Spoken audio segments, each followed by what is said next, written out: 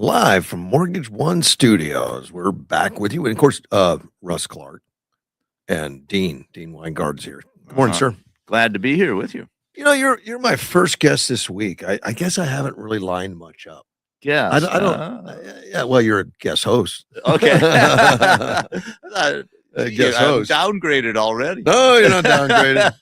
I count on you, man. You bailed me out last week because not feeling my best, over my head a little bit with new equipment, and Yeah, you look good. the prep work is different because we don't have things in place with breaks, commercials. Well, I recall somebody telling me that with the breaks and commercials, an hour radio show was only 42 minutes. Oh, less than that. And if you're talking nationally syndicated, Yeah. it'd be less. It's below 40 minutes.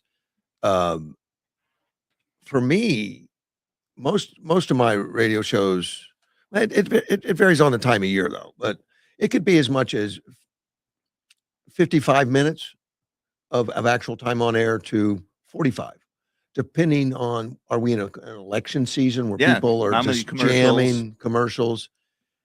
And Right. I don't like that though. I prefer not having that many, but when Rush Limbaugh plays or Sean Hannity plays and all that, it could be less than 40 minutes because the commercials Right. are federal, I mean, national commercials plus the local commercials and Well, news breaks. sitting down in one place for 3 hours, Yeah. yeah, it's a bit of a stretch. I was surprised I adapted so quickly. I find myself sitting here yesterday for 2.5 hours straight. I didn't take a single break or something. Yeah, I And think last Wednesday we went all 3 hours. did we? Oh, I think we did, didn't we? Yeah. And it just kind of surprises me. Well, I'm you get into Well, interesting things, and it is. bumps up your adrenaline just a little bit, and there you go. Yeah. And not only the things we're working on, I know how much I want to talk about too. Sure. I mean, my list of material has been growing because I can't get to it all. There you go. Yeah. Uh, Well, I have a little bit of Second Amendment news. Is that just a few days ago we had Court of Appeals for the District of Columbia.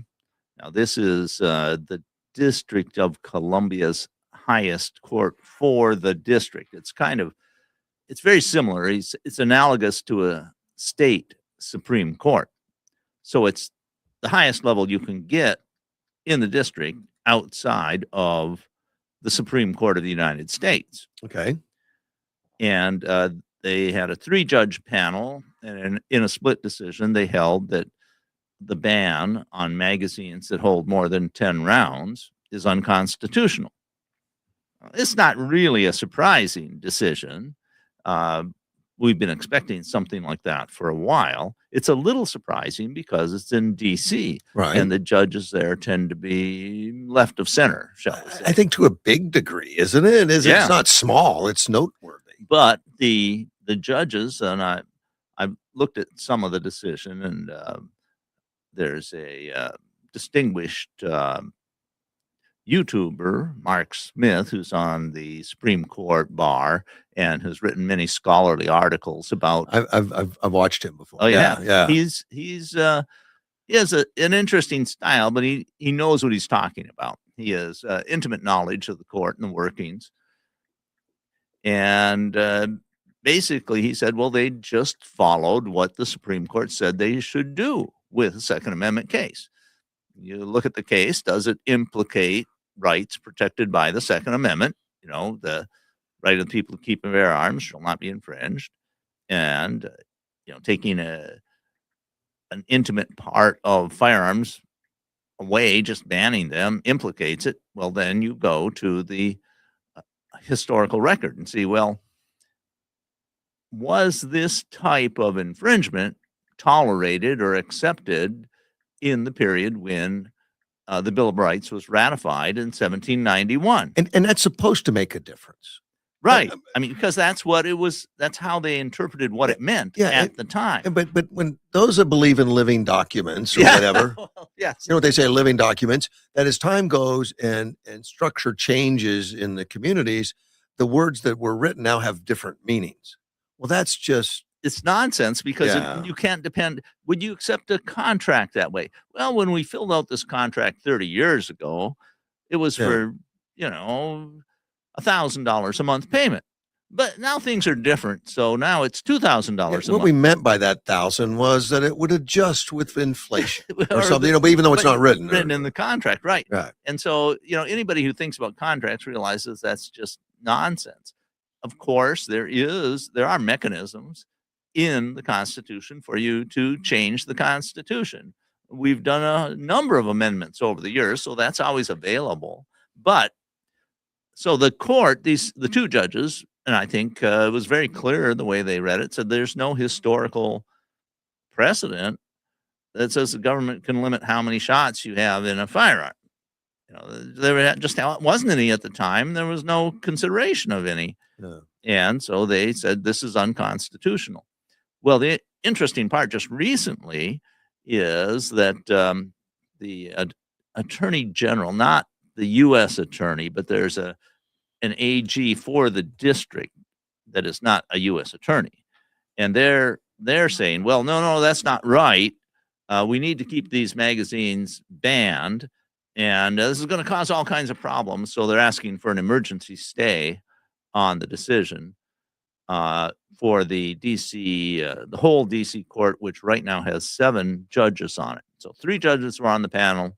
So we know how they'd vote because 2 of them voted to declare it to be unconstitutional, and 1 said no, we can live with it. So there's 4 other judges, and if 2 of those go one way or the other, if 2 of them agree with the other 2 judges, then it would continue as is. But we don't know how it'll go, and they don't accept very many en banc decisions. This would be going to an en banc court, which is all the members of the court. And DC does not have a habit of accepting very many, so they may just say, "No, we're not going to hear it en banc." But they're trying to get an en banc decision.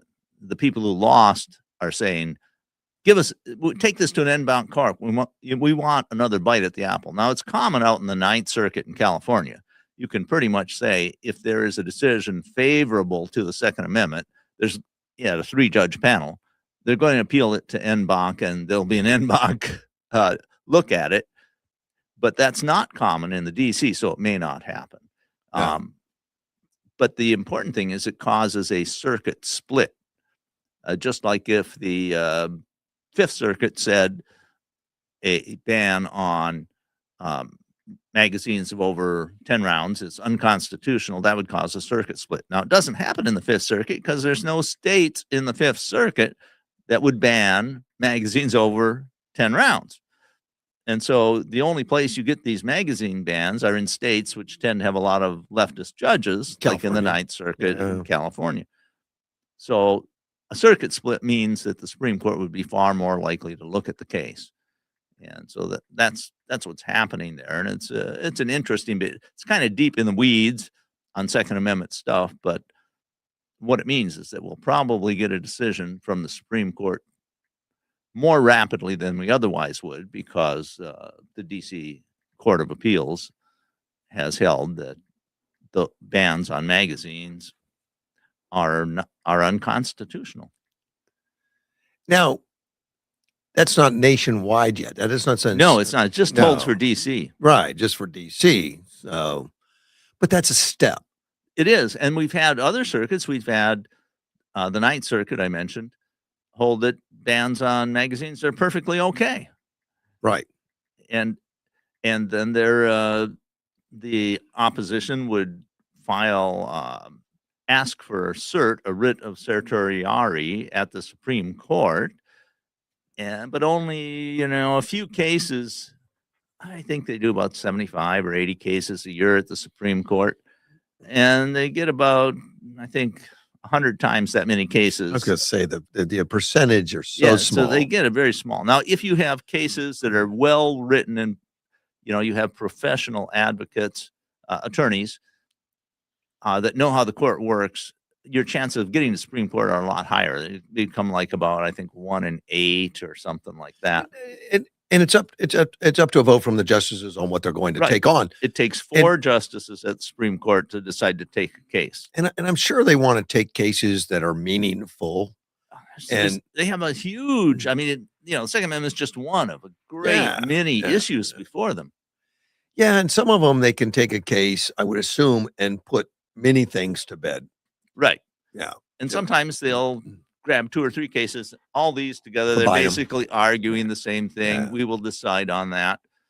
And another thing in the equation is they're getting so many emergency um,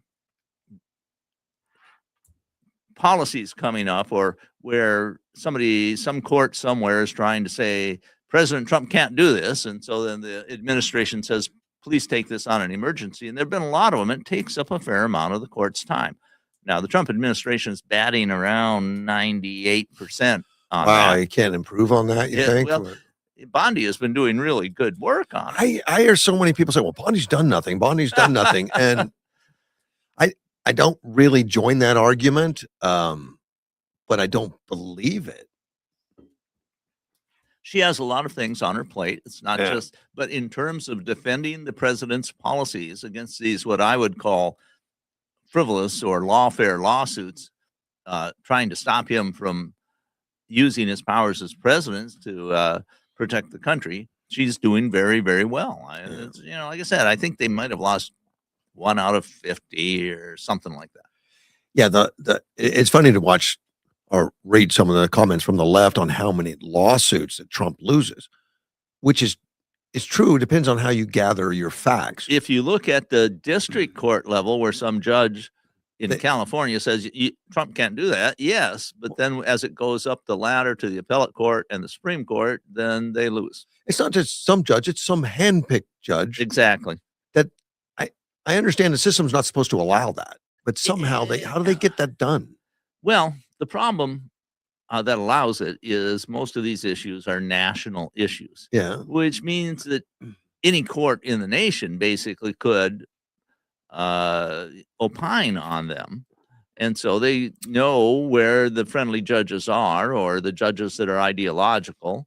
And sometimes they're even able to get a judge that is semi-retired to come out for this particular case. So I've seen that happen a few times. But I thought a lot of them were supposed to be something like a lottery. Like if you take it to a court, it's supposed to be a lottery system on what judge gets it. You're not supposed to be able to. I think each circuit has their own rules on how that Okay. works, and it's not uniform across the nation.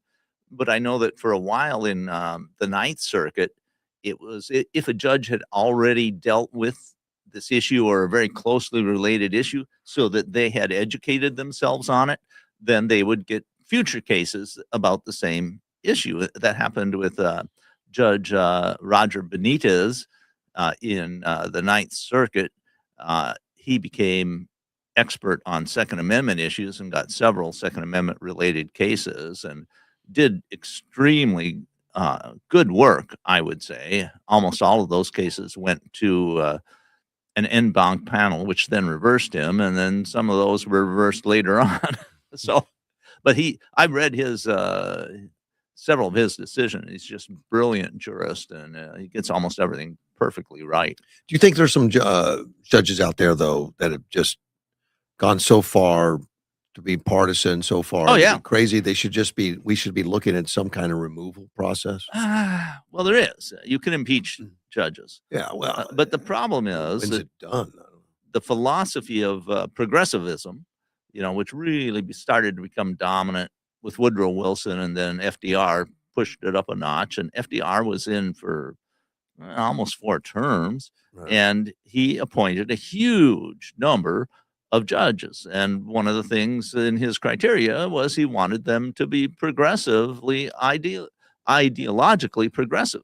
So I would say we suffered under a dominantly progressive ideology in the judiciary for probably 50, 60 years.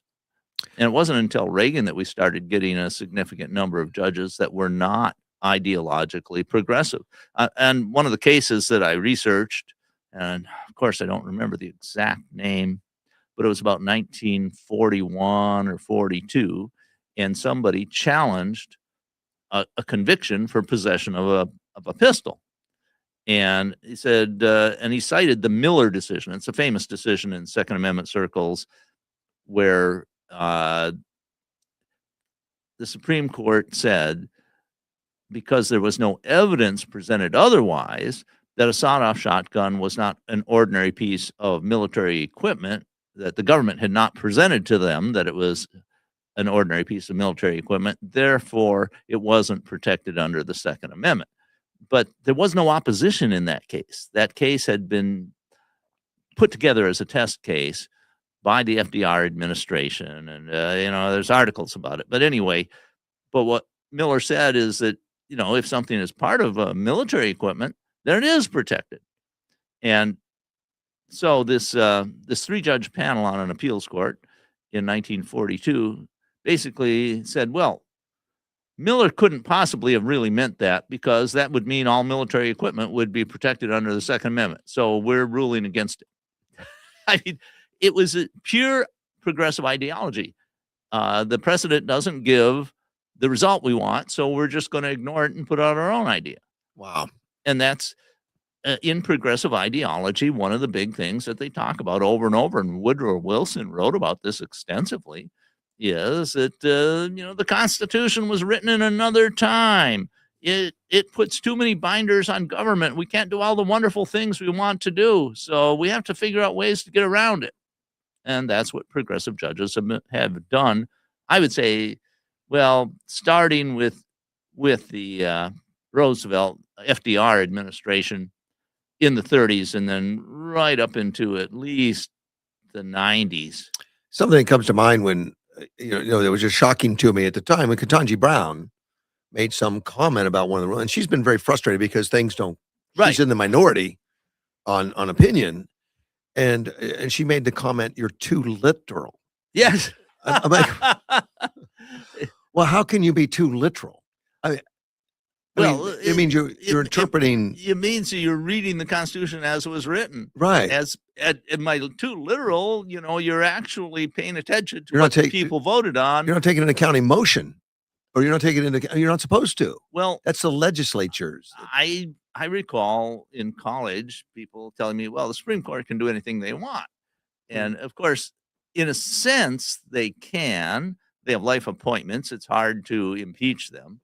But in another sense, they're supposed to be bound by the words of the Constitution. Right. And they take an oath to such. Sure they do. But in progressive ideology, those oaths are meaningless. I mean, so what? Who's going to enforce it?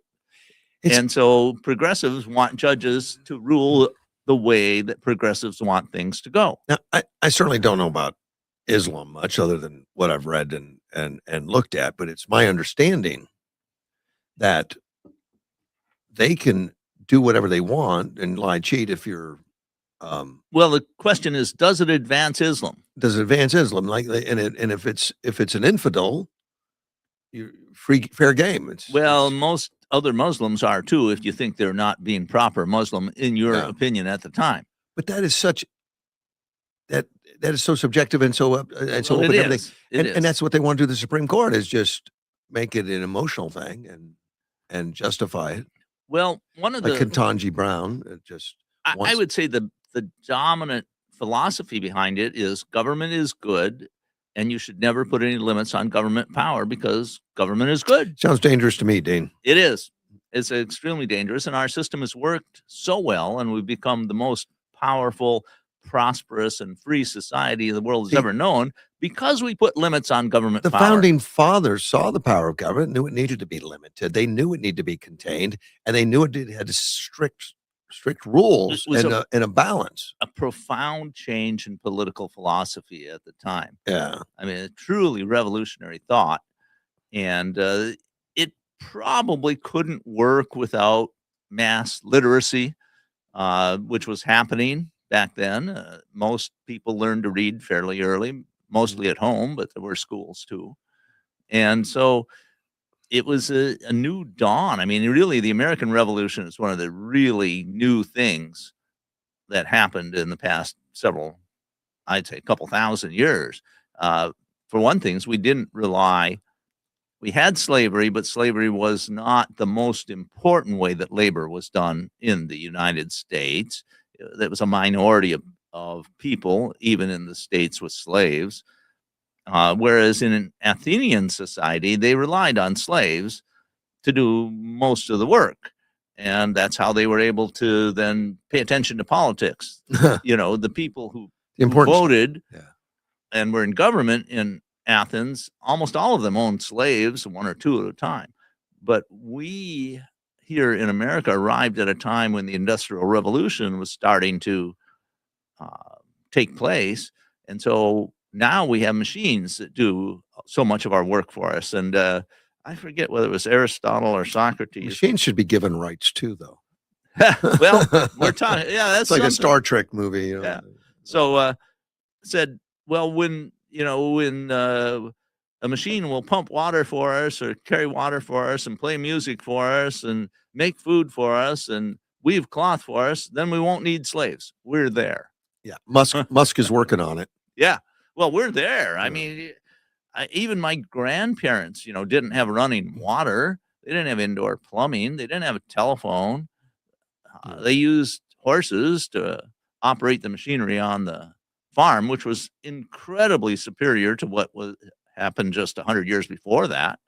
So we're in this time of accelerating technological change, and it allows us to have these wonderful luxuries of being able to participate in politics for almost everybody. Yeah. Well, hopefully they read first.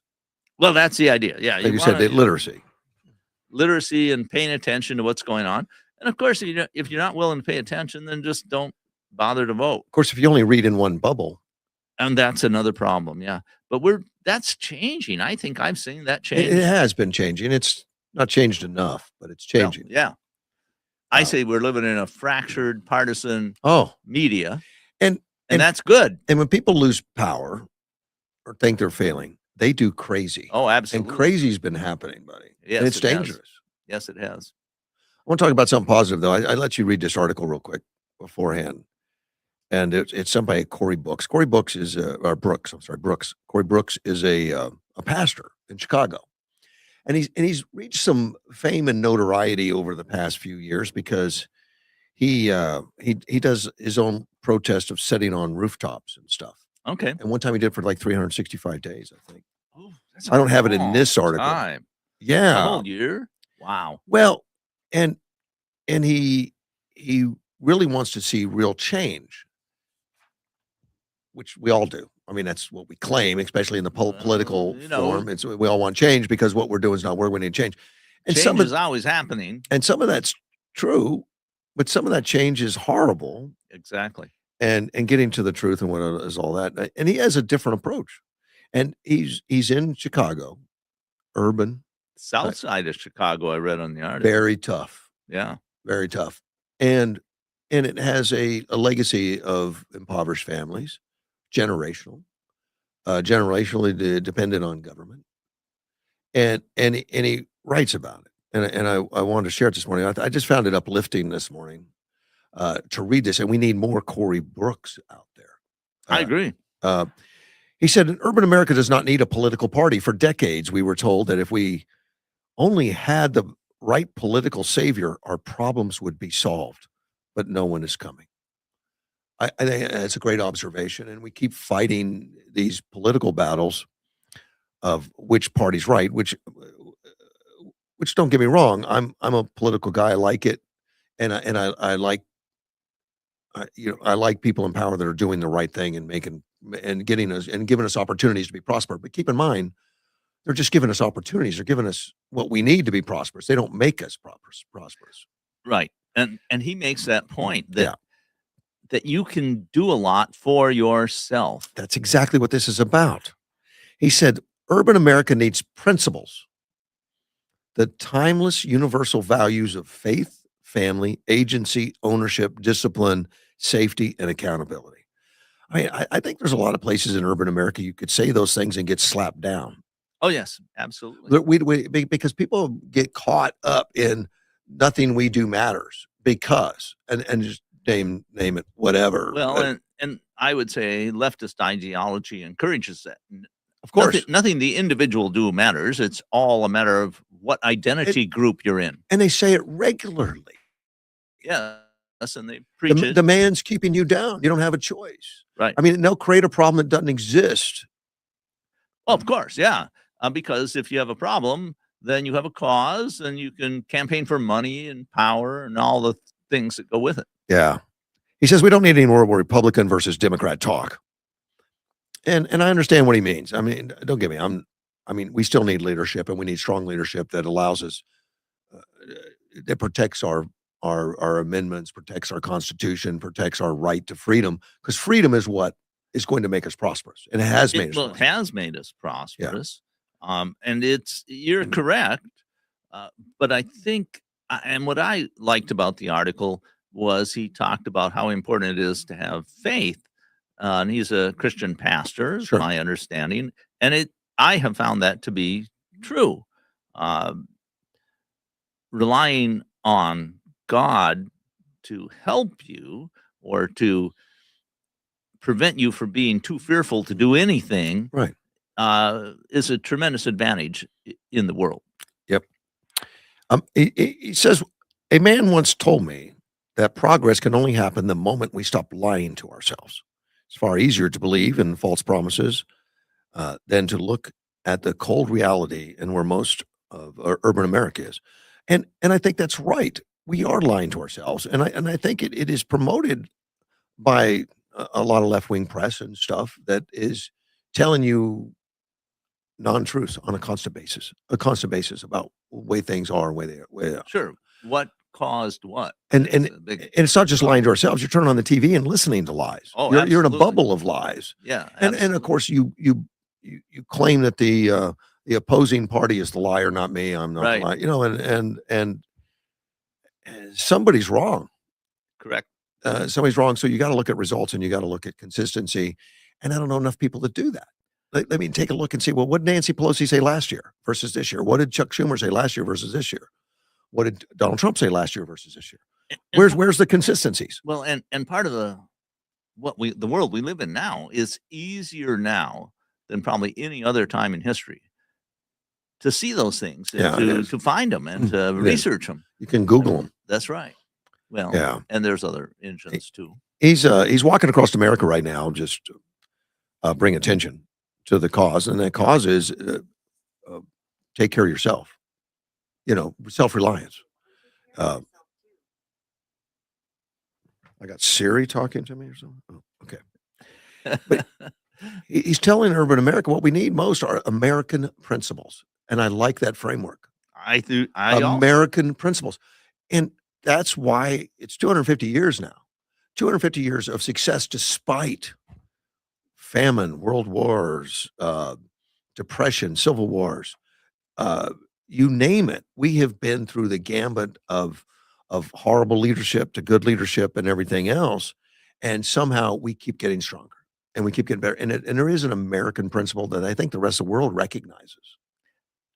I have to say that I think we've been able to do so well in large part because of this incredible technological revolution that has been advancing for about 300 years. Oh, I was going to say it has been, but everybody on the planet has the same advancements. It's been facilitated better in the United States than Right. anywhere else in the world, and it's because of our framework of having individuals have freedom and not be constantly Correct. regulated and I agree with that. downgraded by the government.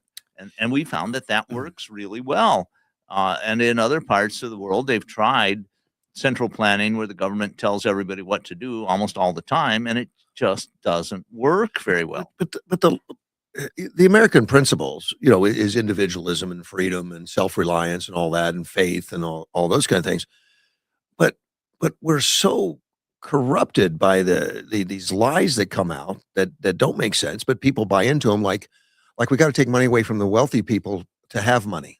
Wealth is created. Yes. It's created. Go make it. And they said, well, we can't make it because they have it all. Yeah. And that isn't true. And it's, No, again, it goes right back no. to this accelerating technology. If you go back a couple thousand years, it was very hard to create wealth. Technology moved forward very slowly. Yeah. And so 2000 years ago, almost the only way to get wealthy was to take wealth from somebody else. Bro, that's an easy way. You have an army, and you take wealth from somebody else. You conquer people, you take their stuff, you impose taxes on them. And it was that way for a long time. But in the last, I'd say about 300 years, we can create wealth rapidly Right. if we allow people to do it. And Right. And that's the way it's been working. It's simple. You get a shovel and dig up a gold mine. That's one way that you're creating wealth or exposing wealth. You could get some woodworking skills, go make a chair in your garage. Yeah. You just created value. You've got a piece of wood that's worth $20 and you just made it worth 100. And in the way I like to illustrate this is in California, right after California became part of the United States in 1848, the Mexican-American War. Yeah. We had a gold rush. Yeah. And they said gold was discovered in California, and thousands, tens of thousands, maybe hundreds of thousands of people rushed there to find gold and to create wealth by taking this gold out of the ground. But it didn't happen before then. Why didn't it happen before then? The gold was there. There were people there. Was it technology again? Was it No, it was mining? Under the Spanish system of property ownership, the government owned all the gold minerals, already. every mineral. And so if you found a mine, you had to go to the government and say, "Oh, I found this," and then they would get to tell you how much you might be able to keep as a reward or something. So Wow. the incentive to develop a mine was far, far less under the Spanish system of property ownership. He writes that the greatest sin of those who live in urban America is we've allowed ourselves to be separated from these principles. We have sold ourselves short by embracing inferior ideologies. How can anything grounded solely in race lift us up? But if the principles are individualism, which the progressive hate that word, I'm Right. sure it's like throwing holy water on a vampire. From accountability to responsibility can do wonders for developing one's talents and capabilities. The only way out is a development grounded in American principles. He goes on about it. He says, we've been told for decades that America is a horrible and racist country where police lurk behind every corner waiting to shoot us dead. That's a lie. People in urban America kill each other at a far greater rates than any outsider, and yet no one points to that fact. I wonder why. Yeah, well, I can't believe he said that out loud. Are we allowed to say that out loud? I'm surprised I don't get banned from the radio. I have heard other people point out the homicides in Chicago every weekend. If you do that, you're called a racist immediately. Right. You're a racist, which we're pointing out the race problems. You're a racist. He said that's why we need a mind reset, and he's right.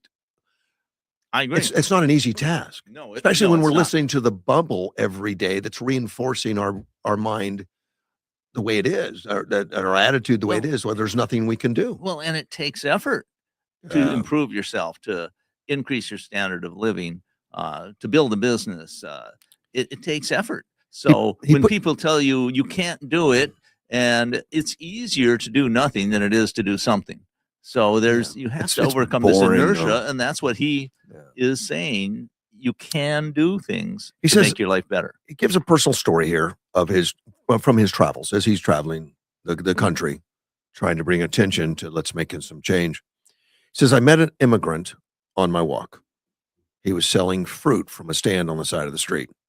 I asked him where he's from. Ireland. I asked him what he thought of America. The greatest country in the world, he said without hesitation. And then he went on to tell him that at night he works as a waiter and makes $300 in tips. And he said what he said next is what really stayed with me. No one tells me what to do. I get up in the morning. I have a family to support, 3 kids and a dog. I have to get up. I don't go to work. We get nothing. It's all on us. So I work and work. Someday I'll have my own business. Yeah. What are the chances of him being a success? Pretty good. It's already a success. What are the chances? And what are the chances are the guy that sits in urban America and says, "Well, because of my, address and because of my race, I got no chance." What are the chance of him being a success?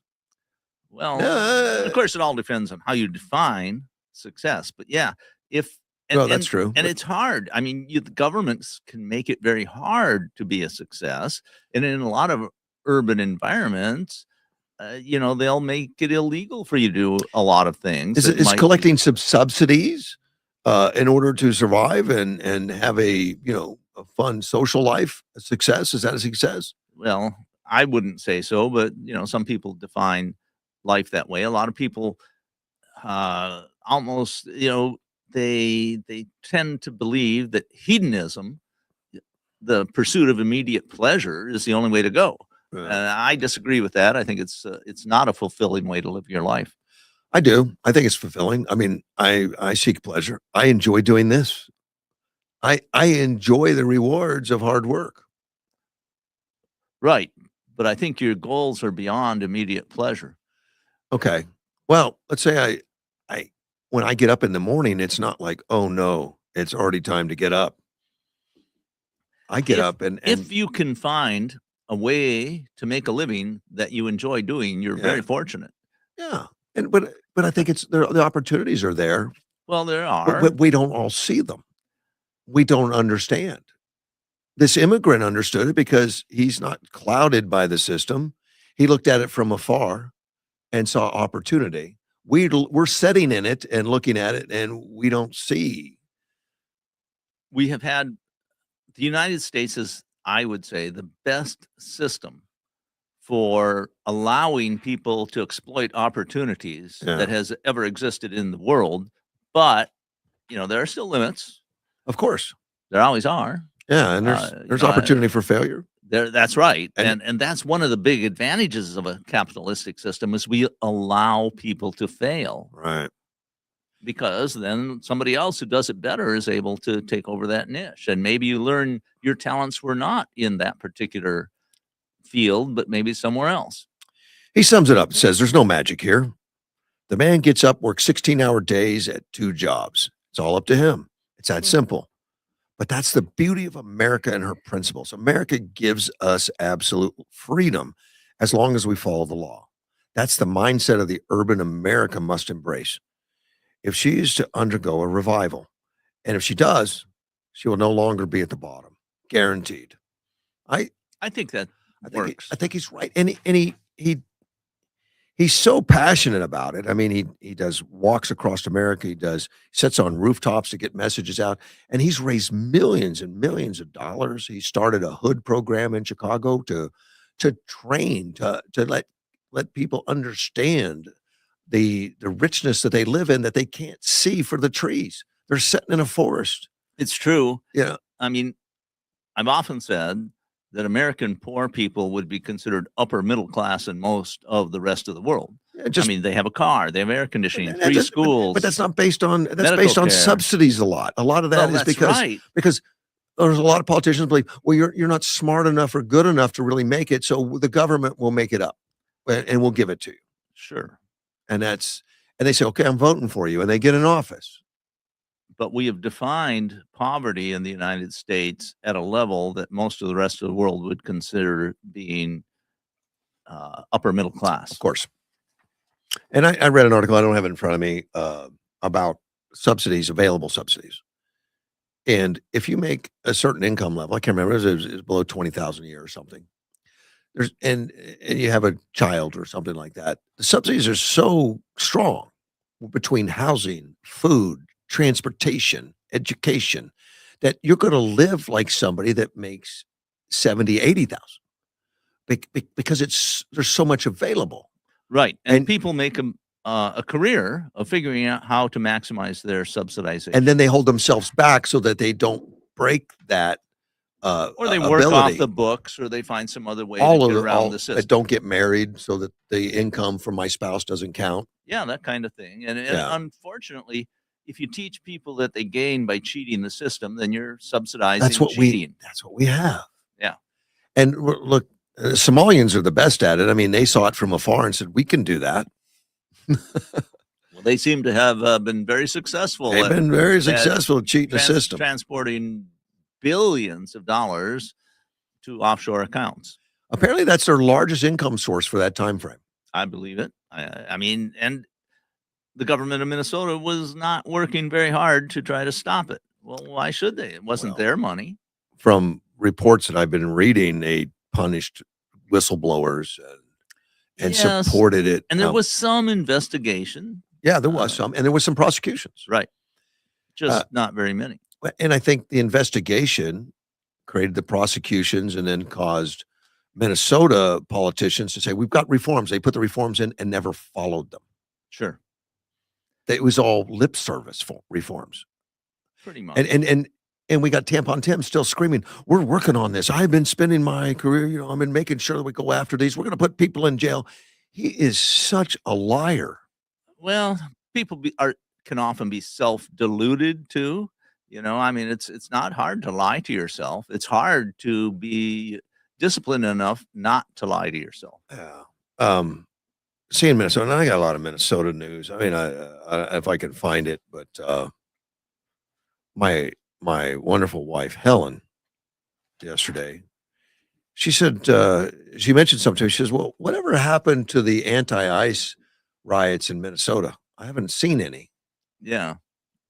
Well, There's a reason. there is. Because there isn't anything to see. Okay. And this story has nothing to do with that, but I'll mention this story first, and I'll get back to the ice.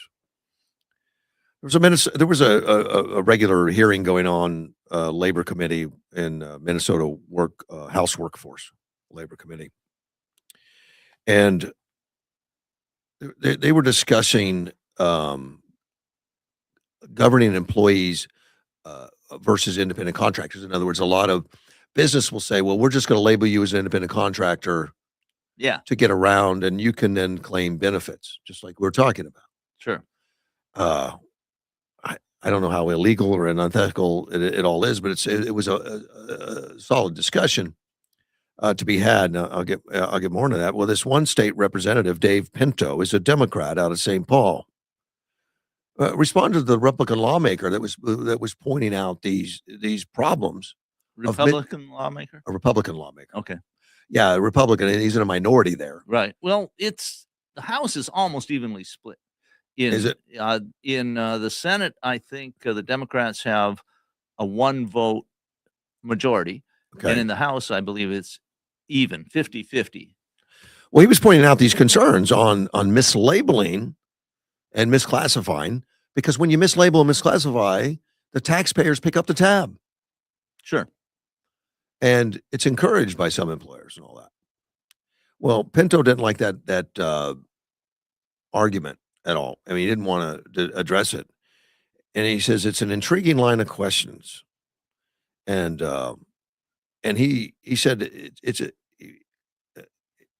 there's a study on the benefits of shoplifting and retail theft, and he said, and actually had not occurred to me to ask, it probably would have been good to make sure that they would study sort of the benefits of shoplifting, of retail theft, because perhaps people are relying on that sort of using that, maybe if, assisting them in some way.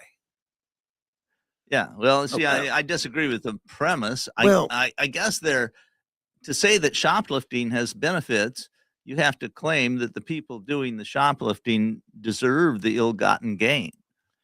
Yeah. Well, I think it's actually not intentional, but it was a good analogy in that shoplifting ends up costing other people. Exactly. Everybody else's prices have to go up to make up for the shoplifting. This misclassification does the same thing, because you're not paying the benefits, you're not paying Right. so that they can do it off of government. Well, I guess social media just blew up on this. That this guy's actually encouraging the benefits of shoplifting, which I don't think is far-fetched in our current situation. I mean, we've got so many states like California that are allowing it because it's necessary. Well, it's not hard to understand that if you don't punish thieves, thieves benefit from stealing things. Yeah. But what about everybody else? But you've got people that started the whole circuits of stealing and taking orders for what do you need Oh, me yeah. to steal? I'll steal it for you and charge you less. Sure. Yeah. And then Stuff. They were making yeah. a business out of it. Yeah, absolutely. And that's been going on for a long time. I mean, But one of the big problems that you try to make it hard for thieves to sell stolen property. That's one of the ways you cut down on theft. well, a lot of the state representatives were just speechless at listening to this. There's no benefits of shoplifting and people being shoplifted from. I have no idea what else to say. I'm shocked. I don't even know what to say. Who doesn't who knows what to say? Who benefits from shoplifting? The criminals. Yeah, exactly. Well, But now this in leftist ideology, criminals are just proto-revolutionaries. right. So Absolutely. if you're a leftist, you say, well, what's wrong with that? This David Pinto had to back off. He says, "Oh, my comments intended to be sarcastic." Oh, yeah. Yeah, Yeah, right. yeah. As a and the representative that was the Republican that was talking about the misclassification and the problems that it has on society and the Right. taxpayer. He says, my comment, he says, as a prosecutor, of course, I take retail theft and shoplifting seriously. Any insulation to the contrary is absurd. It goes on to talk about that. And one of the representatives says, we are trying to prevent fraud and prevent crime in Minnesota.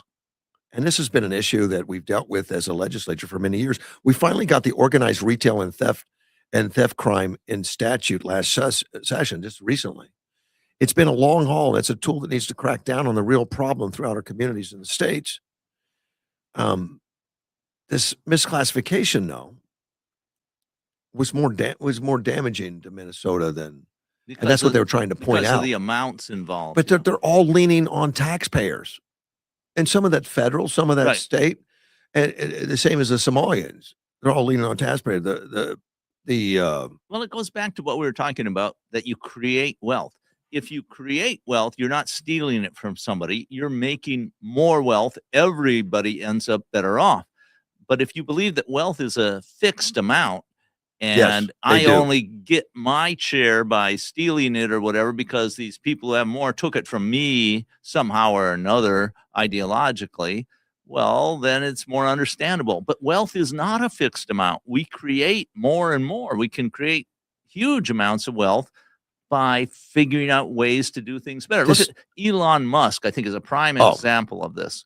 He's created this huge empire and become the richest man in the world, but he's made more people richer than him. And if you added it all together, he's increased the capital in society and the ability to do things and the value. He's increased value in society by a huge amount. And yeah, he's got $500 billion, but he's created so much wealth beyond that for everybody else.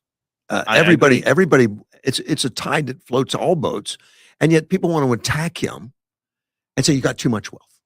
You ought to give it to me, which is selfish. But anyway, this whole policy about banning employers from misclassifying started in 24, and it was brought to light by a construction worker who testified to lawmakers that he racked up a lot of medical bills because of a work-related injury that happens.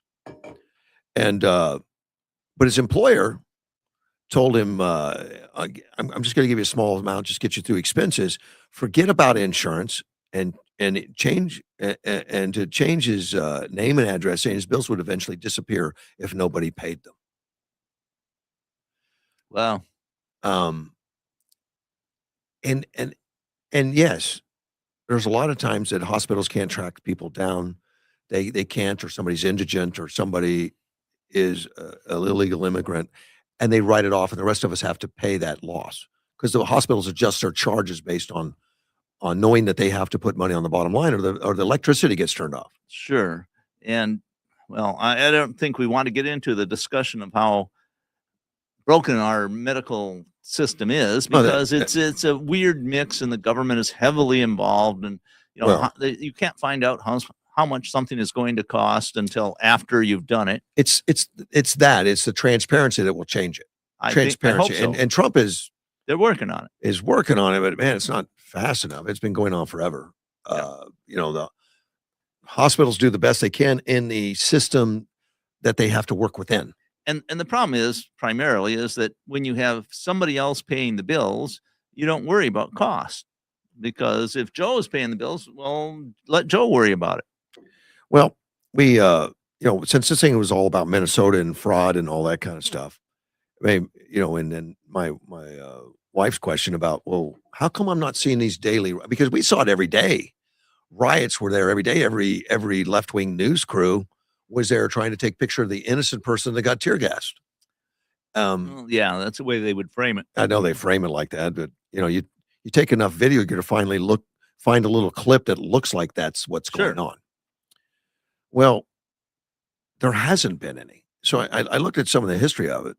Well, I think there was, a major change happened There when, is. And that's the reason. yeah, 62 days ago, Renee Gould was shot and killed, right. which was a highlight of attention. Yeah, Of course, 54 days ago, the second shooting took place. right.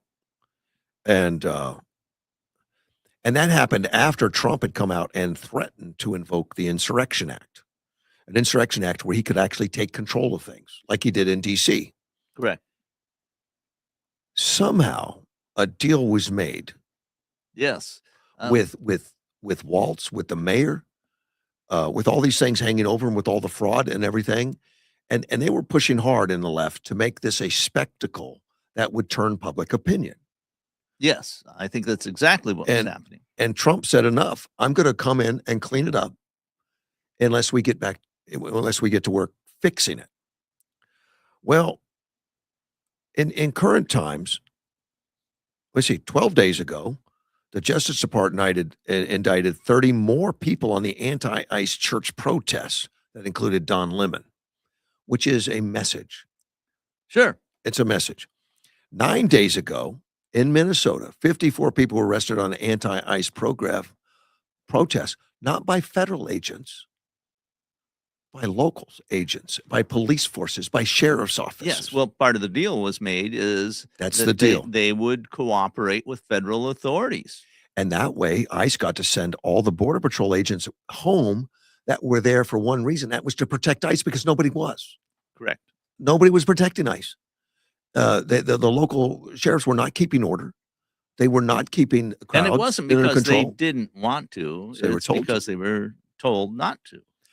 I remember reading a blip of a few stories where Democrats were mad at Governor Tim, Right. as a traitor because he buckled. Right. Yeah. And that buckling is that he agreed to protect ICE, which is it's a common sense responsibility. Well, I think so. I mean, these are laws that were passed correctly under the Congress about our immigration, and the enforcing those laws is very popular among the populace. It's something like an 80% popularity. But it angered the left. Yes. Because they were pushing out ICE, get out ICE, out ICE is the danger. And there was a constant rhetoric that the reason we have violence in Minnesota is because of ICE, which was always a lie. And we know that because there's 50 states. Yeah. And in the other 49 states, mostly we weren't having these demonstrations and riots. No, and these were a lot paid actors in there and mixed in. Well, and there's a lot of ideology in there as well. Oh, yes. And there's some people that go along because they see it happening. They go, I want to join. Sure. Some of that. Sure, there's some. But there's also there's paid organizations behind it that rally it and keep it going and yes, and stoke the fires. There was a lot of coordination. I was impressed with the amount of coordination where the anti-ICE rioters had lists of vehicle license plates, and we know that now. Yeah, because there was a focus to capture these clowns, and that's also happening. And there has been investigations and people. In fact, I've read that Antifa members, a lot of the higher ends, have left the country because the heat is on. I've heard of some of that, and people have been saying that the federal government should investigate Antifa for many years, and it Yeah. hasn't happened until No, this no. Trump administration. And we've got laws on the books to do that, because of the KKK at the time. Right. They integ they There's in anti-racketeering laws Yes. and others. There's the people who participate in this are very upfront about what they want to do. They want to destroy the system of government in the United States. They Yes. want to destroy what our constitutional republic, and they think they will get something better afterwards. But I think that's a mistaken assumption. the federal government has put task force on studying these what seem to be random isolated incidents and find out they're not random, they're not isolated. Right. They were organized and contrived. And they are busting people now. So that's what's happening to the protest in Minnesota. A I think combination of it's all a of it. combination of coordination with the state authorities and the federal government in enforcing the law, and this emphasis on going after people who are deliberately trying to obstruct justice and immigration enforcement. Right. And it's been kind of quiet. I mean, there's articles on it because I've read them about it, but they're not highlighted.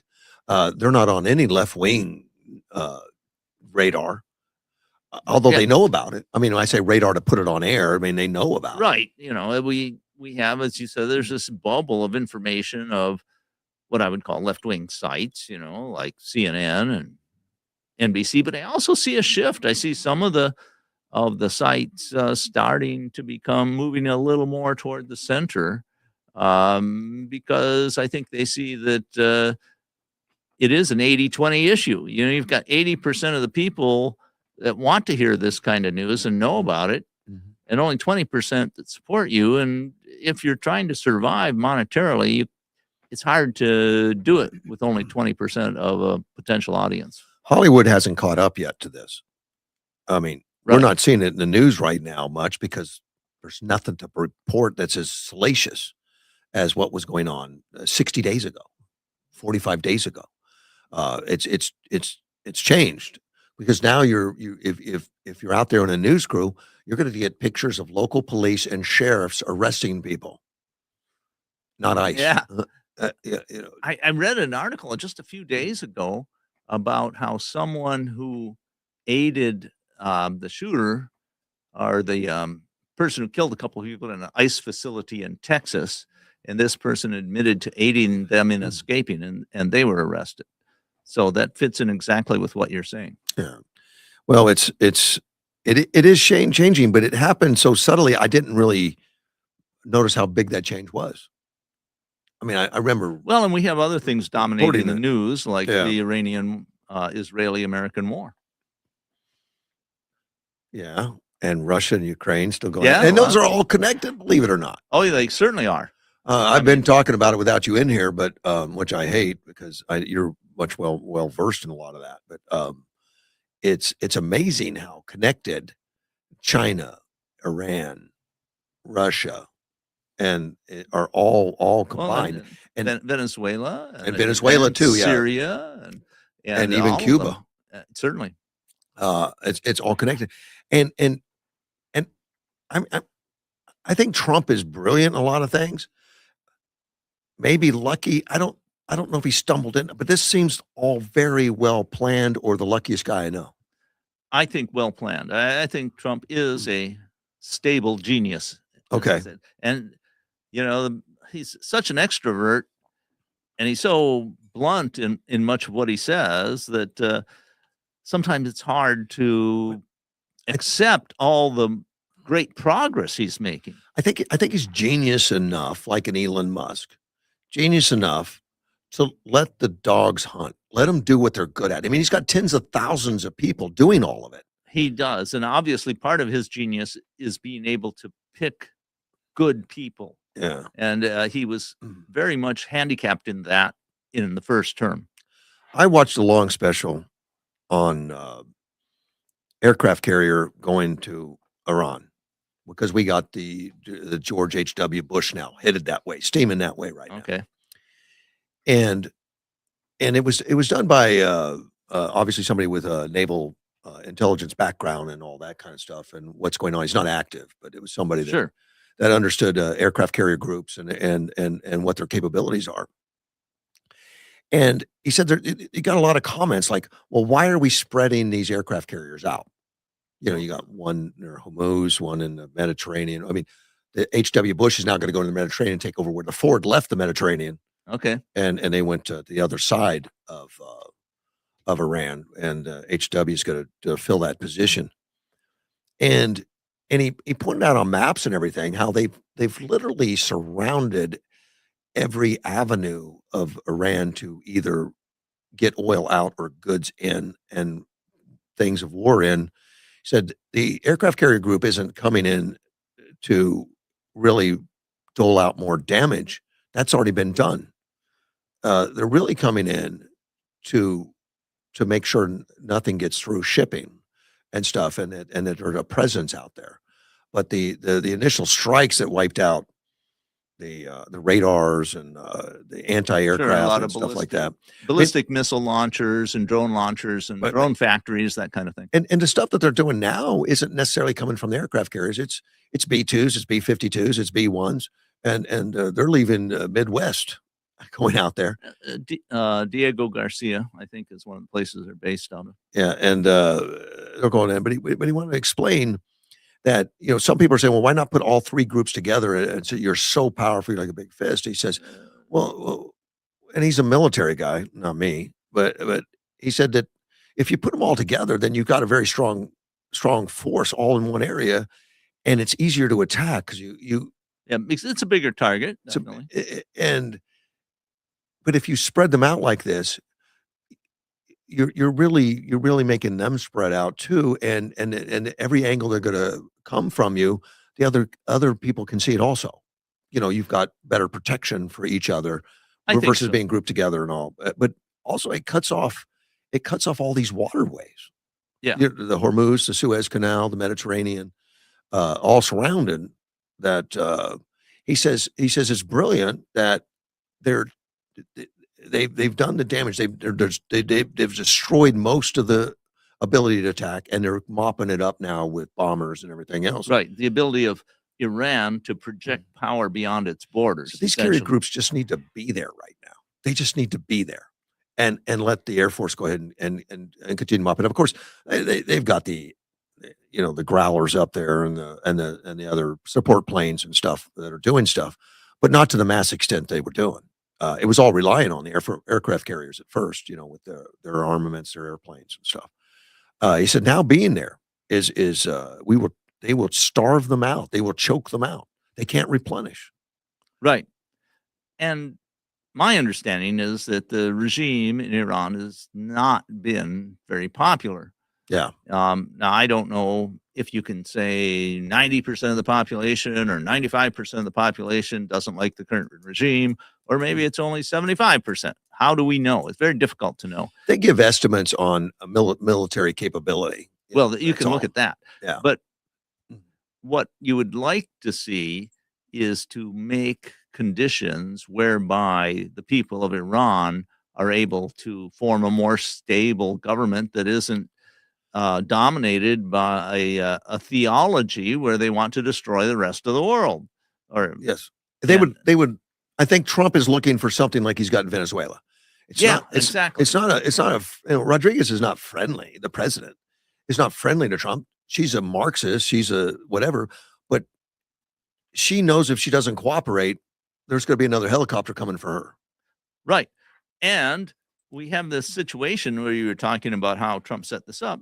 Well, Venezuela oil production very shortly, if it hasn't already, is going to be going up because they did not have very good oil production because they put people in charge of oil based on political Oh, reasons. So their as capacity diminished every year, kept as going down. Venezuelan oil production goes up, people are less and less reliant on oil from Iran.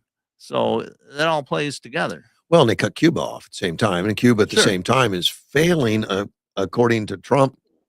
Or another, I don't know how they. Well, from what I hear, is that it's just very hard to live in Cuba. I mean, It has because been for decades, but now it's becoming gotten worse impossible. and worse. Yeah. Their power grid was based on Soviet era power production facilities, mostly coal fired. Some might be oil fired, and it's falling apart. They don't have the repair parts for it. And not only that, but the fuel is hard to get and expensive, and they can't afford it. So electricity has become a sometime thing in all of Cuba. But the clock is ticking for Donald Trump. And the ticking clock is this election. Yes. And things have got to be wrapped up, and they've got to look stable. Pricing on oil has got to be stable. The stock market, which it made a big surge the other day, from its losses, has got to be stable and all that. And he's got that in his eyes too, and he's got to balance that all out. Oh. And he's already talking like he's ready to make a deal in Iran.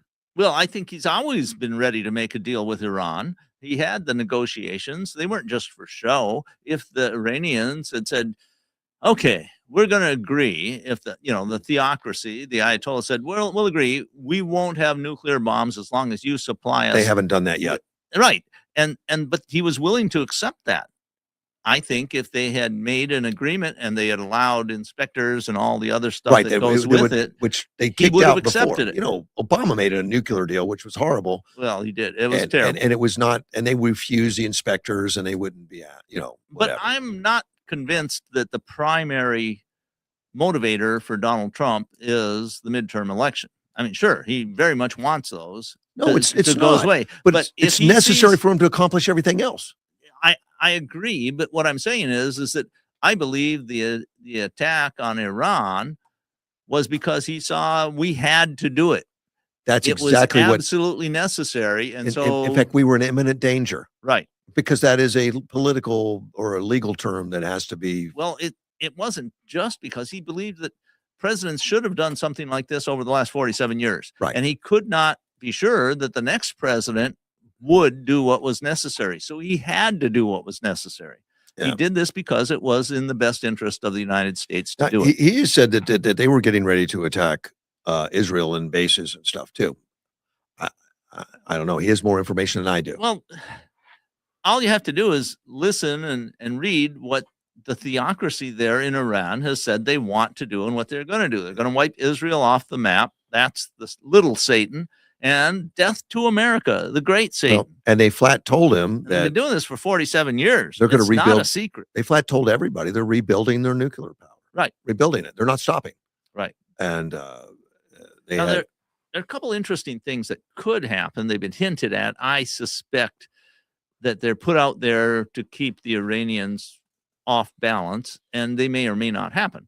One thing is that maybe we could send a special forces group in to capture their enriched uranium, of which, it's not a huge amount. It's like a few hundred pounds. Enough to make like 12 bombs or something. Well, but if we took that, they've been building that up for decades. Yeah. They have to start all over again. It'd be very difficult. So that would be one possibility. That would be an amazing thing to do, just like Maduro was. And then another possibility would be to take control of their terminal for exporting oil at what's the name of that island? Karg Island or something like that. I should have it in front of me, but I don't. Yeah. But that's a problem because it's about 30 miles off the coast of Iran, close enough for them to bombard it and destroy their own infrastructure if there were American troops there. And they're crazy enough they could easily do that. Yeah. So it's neither of those is super easy to do, but they are things we might be able to do. Whatever he does is interesting, and we know for a fact everything's on the table, and we don't have a clue any more than Iran knows what his next move is. We don't know. Well, and I think that we have some clues. I mean, he's demanding certain things. The last I heard, he demanded unconditional surrender by Iran. Well, eventually, you kill off enough leadership so the next leader says, I could be in charge of Iran for a long time as long as I surrender to the Americans. That's what's happening in Venezuela. Well, I agree. That's exactly what's happening in Venezuela. And things are getting better in Venezuela. Read articles about people who are planning, Venezuelans who came here 20 years ago and are now saying, I'm making plans to move back to Venezuela. I don't have to worry about being arrested and tortured if I disagree with the government. Wouldn't trust it yet, but maybe it's coming. Talking about it, yeah. Yeah, maybe it's coming. Something else in this whole mix, and it really affects Russia a Oh, lot, absolutely. bigger than I thought. And Iran or Iran is they've been keeping the Russia war Absolutely. They've supplied been a with significant drones and ally yeah, of Russia in the Ukrainian war, and Venezuela as well, and Syria. So all of these things and work to put pressure on Russia to come to the negotiating table. Russia had a pact agreement with Iran that they signed. Yeah, Well, Putin just said it's no longer valid because the Ayatollah is dead. that's convenient. Well, because part of that pact was that Russia would help them if they were ever attacked. Yeah. Well, Didn't I don't see him I in wonder what kind of agreement they had with China. there. There's some that exist. I don't think they'll tell us. Probably not. I don't think so. I haven't looked at any of my messages. I got a lot of them. But my understanding is that Putin and Trump had a phone call I heard that. the other day, and after that phone call was over, the stock market went up. Yeah, I think I might have. Is that a coincidence? Well, what it tells me is either somebody's making assumptions about what went on in the phone call or somebody's leaking information. I think it's assumptions. Trump said they had a good talk, and I think the impression was that the potential of stopping the fighting in Ukraine is closer than it has been in the past. Yeah. And that would be a great thing. It's been one of the things. I'm glad to hear you say that. I mean, you're slow to come to conclusions like that. Yeah. Well, because I'm very skeptical, I know that. You understand how many lies are out there and that trust is a hard thing. It's a hard thing. And the first casualty of war is the truth. So Okay, I've got comments from Edward. We talked at length about Corey Brooks, which I was inspired by him this morning. Right. So he writes, Corey Brooks is a dangerous man to the American order. Well, let's hear his take. That's how he starts it off. Thank you, Edward. He said, though not because he threatens its safety, he threatens its comforts. Ours is a system that prefers the citizens soft, distracted, and forever one purchase away from becoming a better specimen of himself. It is much easier to manage a population of consumers than a nation of self-respecting men and women who might wake up one morning and decide they would rather build something than finance it at 24% interest. Which, keep in mind, Edward's a business guy. He likes a soft population, I guess. Well, it's an interesting speculation. There's problems that go with soft population too. There's some sarcasm in there. Yeah, I expect so. I said, the modern machine does not much care for self-worth unless it can invoice for it. It is perfectly content to let a man feel hollow, provided he keeps spending bravely in search of a cure. But a fellow who finds dignity in work, purpose and discipline, and meaning apart from the marketplace is a menace to the first order. He cannot be marketed to with the same efficiency. He may even begin asking rude questions, such as, okay, I lost my place. I hit a button. Well, that happens. He may even begin asking rude questions, such as why every institution in the country seems determined to make him dependent and then charge him rent for the privilege. We have Walmart because it did all great commercial empires do. It smiled, underpriced, outlasted, and helped send Woolworth and Sears to the cemetery. We only have a few major mobile companies because the rest are bought, bludgeoned, or litigated into extinction, which is America is what passes for healthy competition. The corporate republic is a simple creature. It calls monopoly innovation, independence, convenience, and surrender a subscription model. And should Brooks succeed in luring people back to self-command, local strength, and earn confidence, he would do more than offend fashionable opinion. He would strike at the holiest doctrine of the age, that a man is chiefly valuable as as a recurring revenue stream. He would force the rest of us, especially those perched comfortably atop the present arrangement, to endure an grave injustice, having to work to keep our place, having to compete without rigging the table, and having to prove by merit that we have long preserved by system. That sort of talk is always dangerous by the people who profit from obedience.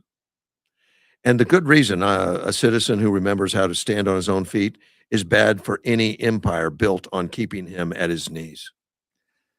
Well, it's a lot of people have that sort of philosophy. I just don't think it's at heart a accurate portrayal of how the world works in America. Oh, I think it comes closer than most things I've read. Well, there are a lot of things. We keep people dependent. It's just a fact. Sure, but it's not the entire society that desires No, that. no, it's not. And in fact, there's a lot of opposition I to it. don't think he was talking about society. I think he was talking about the people perched at the top, the people that are keeping them dependent. Well, I would say that it doesn't go for Elon Musk, and he's at the very top. That's why they hate Elon Musk. There you go. Elon Musk is a different billionaire. He is. He has goals. He has things Well, he want to use the wealth to do that he- doesn't involve his personal comfort. He wants to better communities, better society. Yeah, well, he wants to save humanity from Yeah. being dependent on one planet.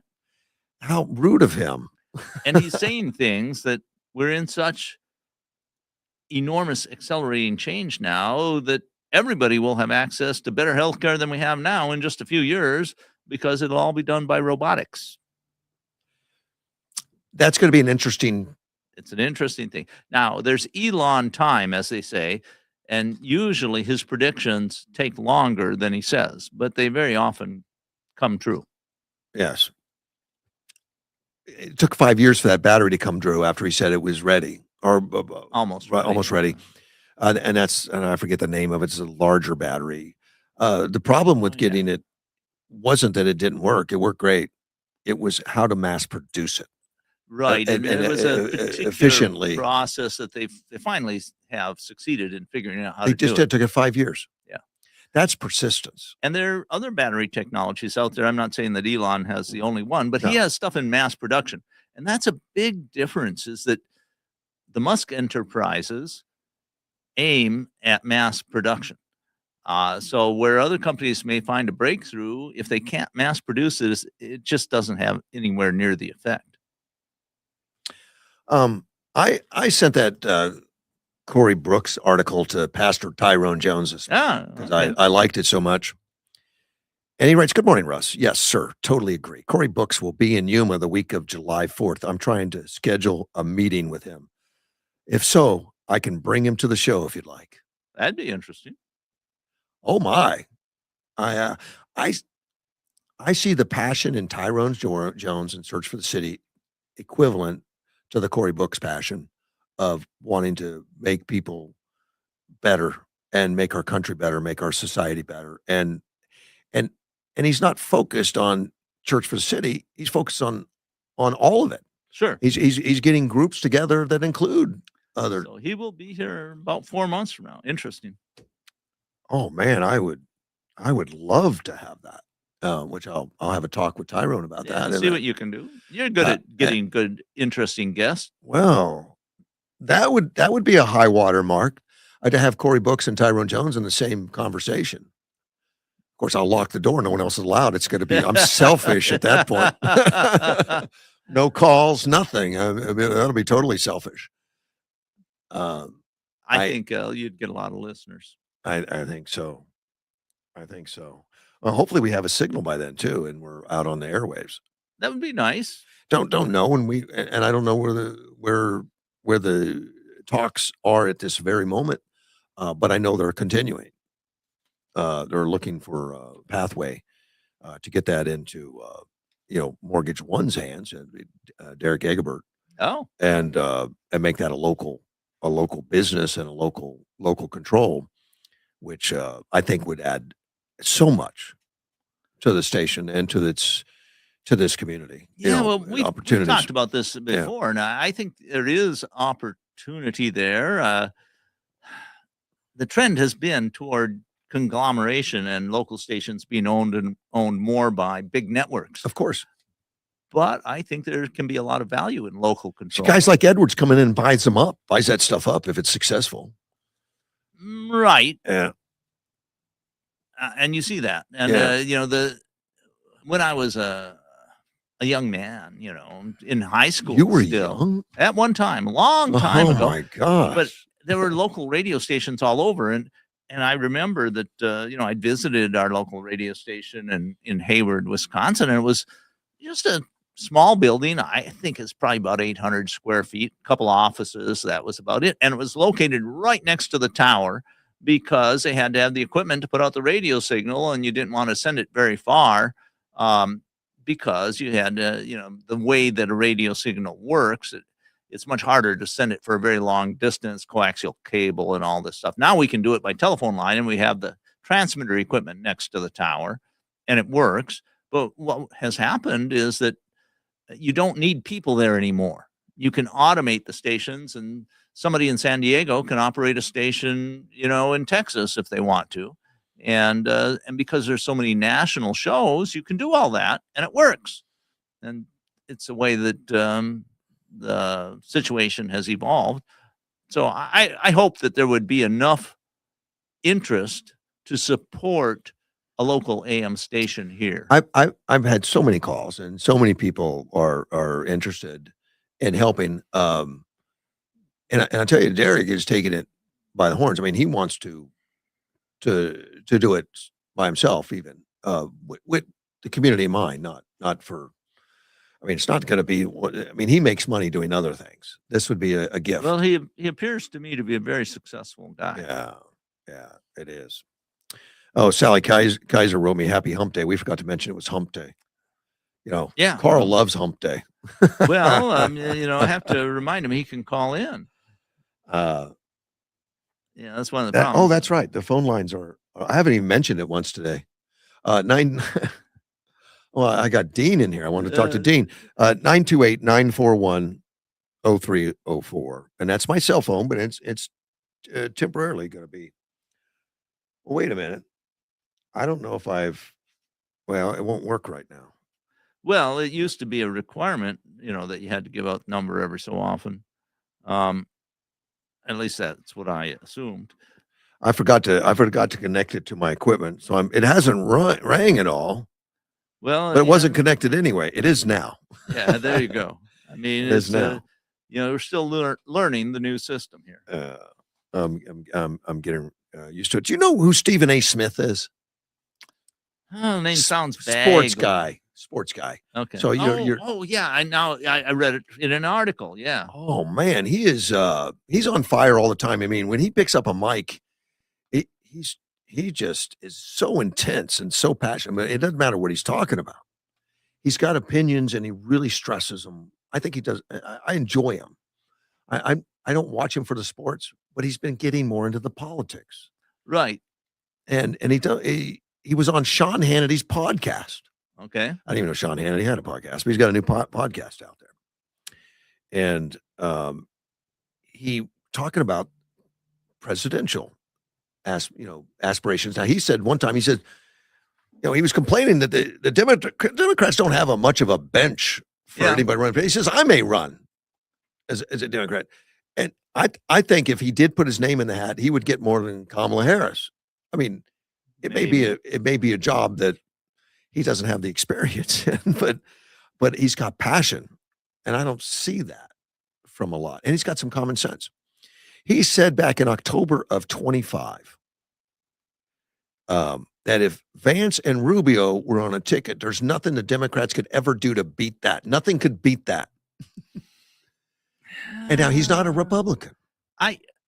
Nothing is an absolute term. Oh, I understand. I tend to stay away from absolute terms, but it would be a very powerful ticket. I think it would be very hard to beat. Well, but he's looking at all the horses in the stables, and what two Democrats could you put together? Well, how about Kamala and, who's the lady who went over to Europe, made a fool of herself? That was another governor. Was that from Virginia? No, I'm talking about, No, I'm talking about the congressperson AOC. Oh, AOC. Okay. So if we have Kamala and AOC, that's Yeah. kind of a dream ticket for the far left. Dream ticket for somebody, I guess. Carl Kaiser. I do have a call. Let's see if we can take that. Good morning, Carl. Hey, good morning. How we doing? We're doing well, sir. Good to hear from you. My 2 cents is happy hump day. Yeah, there you go. I didn't even Glad to mention hear it. from you, Carl. Yeah. You know what else is nice to say? Thank you, President Trump, for MAGA. Yes. Oh, And absolutely. I hope he kicks all their butts for him. Well, he's You been know. doing surprisingly well considering the amount of people that are anti-Trump for wake up every morning to be anti-Trump. So, including James Carville. I talked about him yesterday. He has gone insane. He needs to be put in a straitjacket. Well, he's been that way a kind long of gone time. off the deep end, I think. Yeah, but Carly's gotten into this tirade, filthy language, praying to God that gives him the strength to hate more. I mean, it's just like, what are you? Somebody needs to get that guy and give him a room. Yeah. It's padded. Well, Yeah.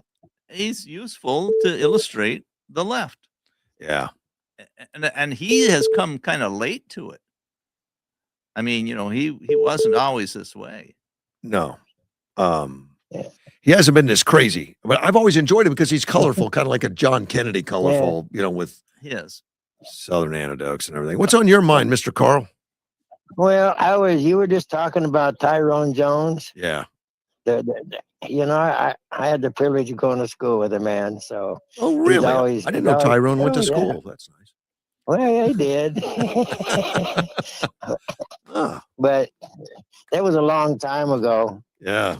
And you were talking about changes. Well, I'm 83 now, Uh-huh. and when I was a youngster, 4 and 5 years old, in our house, we had no running water and no plumbing.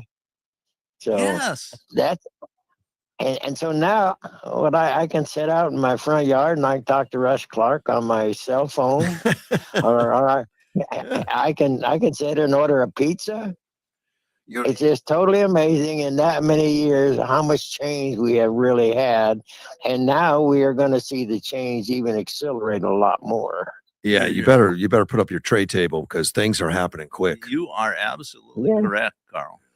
Yeah. So, So anyway, you embrace the change, though. That's good. At 83, sometimes yeah. we get stuck in the Well- past. You better become Amish, well, I tell you what, it's hard for me to go down to the store and get some. So I can just order it and they'll drop it off at my front door.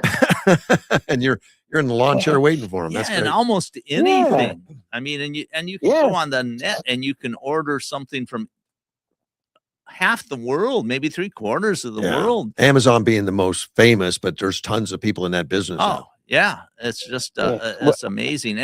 And things, despite what people say, I mean, the nominal price may be higher today, but if you look at the actual cost and the hours you have to work, most prices are much lower. Yeah. A big Yes.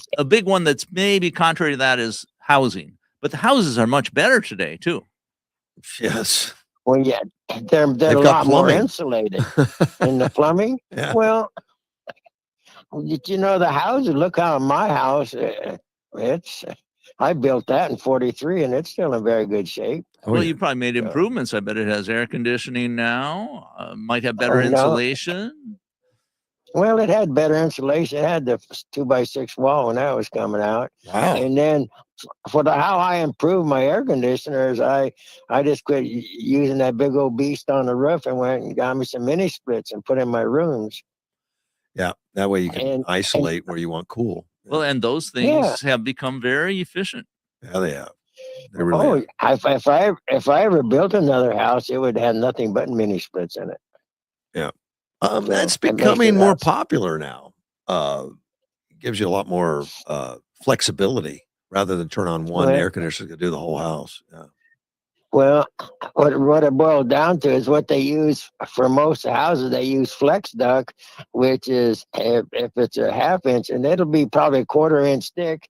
On one side of that wall in the attic, you'll have 140-degree air, 130, and then on the inside you'll have in the 70-degree air. So, and you have 16 feet of your air moving up the roof, from the ceiling to the roof and out into the air conditioner and back down. Right. I didn't think about that, but yeah, imagine that.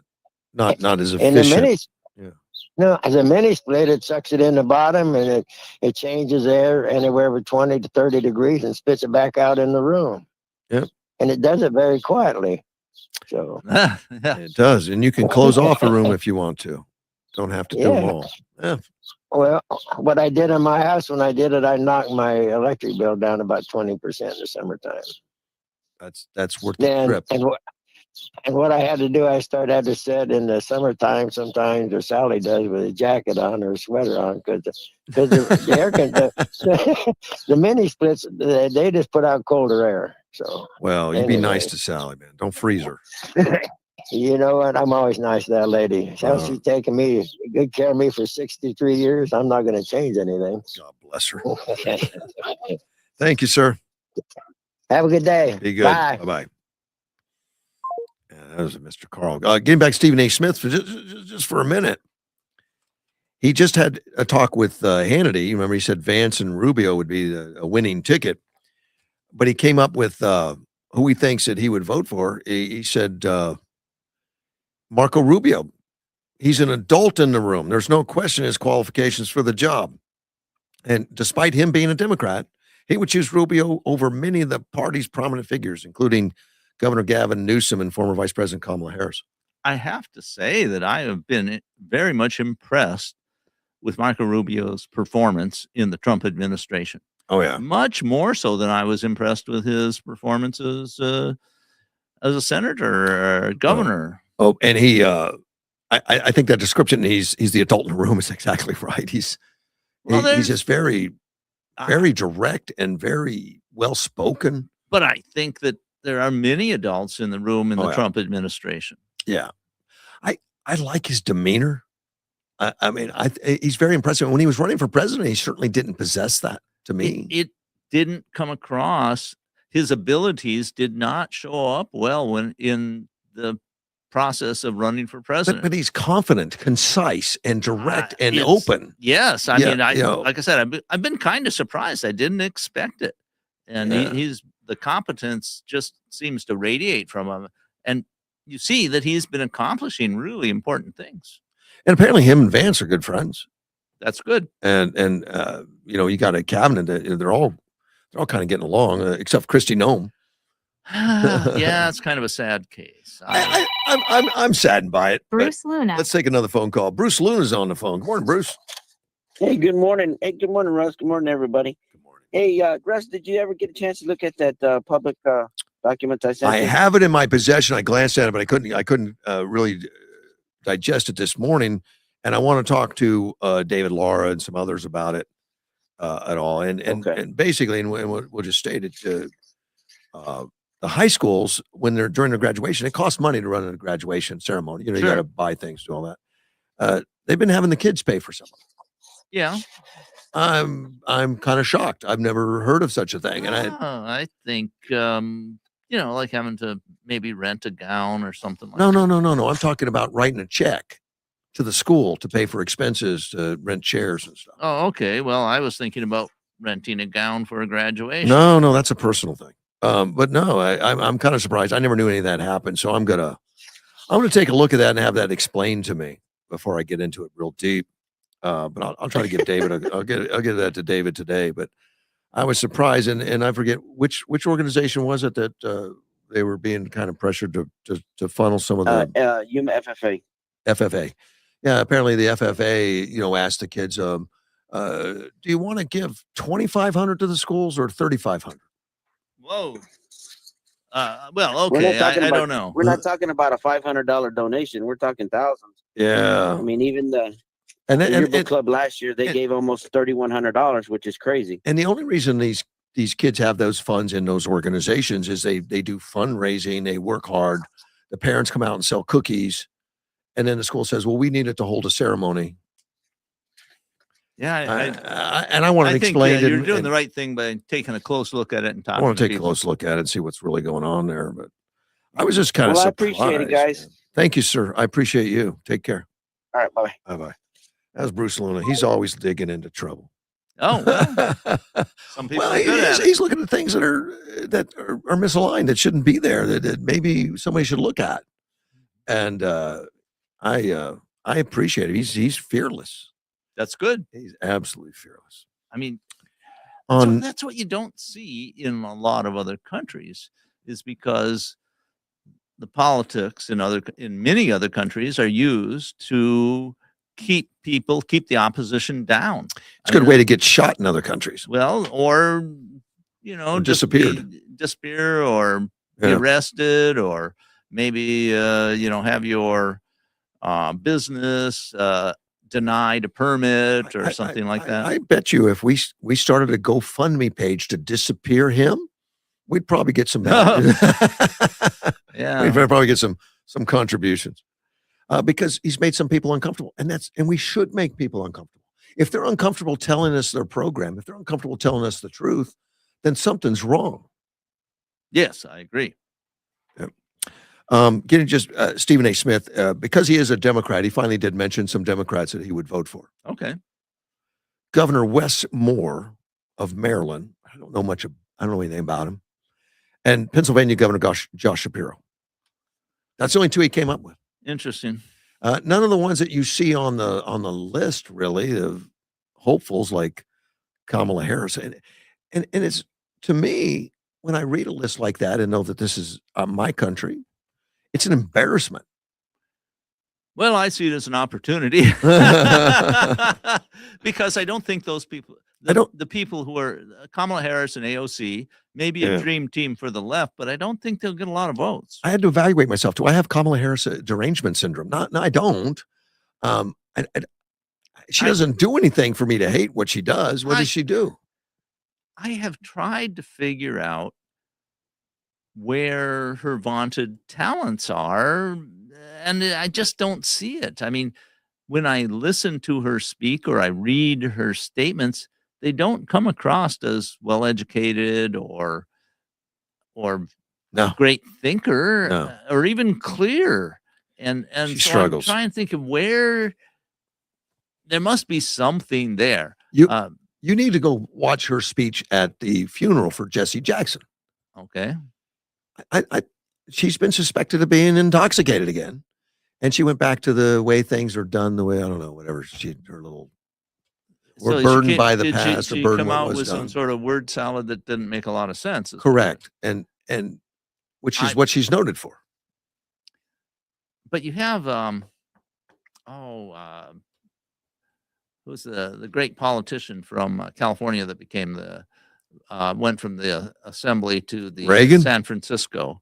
Brown, what's his first name? He was Kamala's boyfriend. Yeah, right. But he's a very astute politician. Oh gosh, he is. I mean, just brilliant politically. Yeah. And he took Kamala very seriously as a good mind and as a girlfriend. Well, right. And maybe he got one confused with the other for a while. I don't know, but that could happen. But he specifically gave her advice on how to climb the political ladder, and he took her very seriously. And because it was Willie Brown, Willie, that's it. Yep. And he's a very astute, accomplished politician. So I was trying to see, what did he see in Kamala that we aren't? I mean, there must be something there. It's just, and I'm not talking about, that they were dating and, probably had a sexual relationship, almost certainly. Well, he wrote that in his own autobiography. Right. So, but what's there that shows her as a brilliant intellect? Yeah. Or even a good intellect? I'm just not seeing it. And I'm wondering, is she deliberately hiding her ability to do logic and reason? No. I don't know what's going on. I don't know anybody would do that, but she obviously made it through school. She made it through the bar exam. She was a lawyer and all that stuff. So of course, you wonder about all that with the potential of, DEI being invoked or whatever, especially in California. But I just don't see it in the way she talks. No. And so it's a mystery to me. No. And the other one, Gavin Newsom, which is, he's on the list of a potential.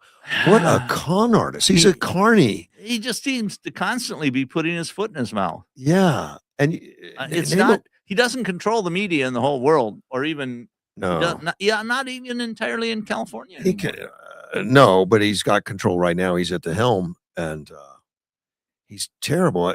And watching him is so distracting. His hand signals constantly. I don't know if you sit and watch him, but No, I haven't watched him a lot. oh man, I watched a little bit of some of the latest stuff, and he comes across as he really does come across as kind of a sleazy con artist. yeah. I mean, that of course that's the way a lot of politicians come across, but Well, but more so in his case, I think. that's what's really nice to see someone like a Marco Rubio that is so distinct, so well versed, so and going to cover the issues. But I like have him. to say that Trump's brash approach Different. doesn't come across as a con artist. No, But sometimes it's a little hard to figure out but exactly because he's so full of braggadocio and he tends to see, you could study overemphasize. you could study to be more like Marco Rubio. You can't study to be more like Trump. I think it would be difficult. Yeah. But and to be able to carry what Trump does, it's pretty special. It's just worked for him. I mean, I you don't can't know. argue with his incredible successes. Yeah, you can't emulate. There's only one. You're not gonna Yeah, I think you're right. redo that unless Barron grows up that way, and we have no idea. It's certainly not. Well, to switch subject a little bit, he's now 6'9". Is he really? Yeah. Maybe basketball. I don't know. I mean, he's taller than his father now by a considerable amount, and he may not have stopped growing. I think he's 20, so he could grow for another 2 or 3 years. What do you know about the University of Wisconsin? Well, I used to know quite a bit. I went there for both undergraduate and grad school. I was there way more years than I felt I liked to be there because it's a very leftist area. But I still have friends in Madison. I have some fond memories of the University of Wisconsin. Oh, okay. Well, and I guess Edward's daughter is looking at that as a possibility. I think it depends a lot on what degree you're trying to go after. I think she just wants to get far away from dad. Well, she's a She bright. wants a degree in separation. Yeah, well, she's a bright young woman. She's bright. She gets along well with her dad, by the way. So. But I think the University of Wisconsin has become pretty far left, pretty ideologically correct. So, if she was going there for maybe a science or engineering degree, might be acceptable. Well, she's still got a few years to go, so I imagine that list may broaden too. Who knows? I mean, I don't even know if the university system as such might be radically different in just a few years. I mean, things are changing rapidly. Really? At the university level, I guess well, I haven't paid attention. Well, look, Hegseth has now pulled military officers from the Ivy League schools because he believes that they're just getting indoctrinated in a bad philosophy there.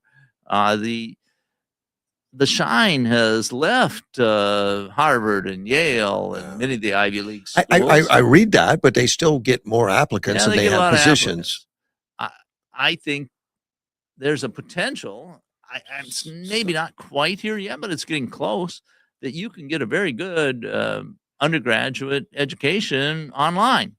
Yeah. And so but that's not a networking opportunity. That's right. You don't have the networking.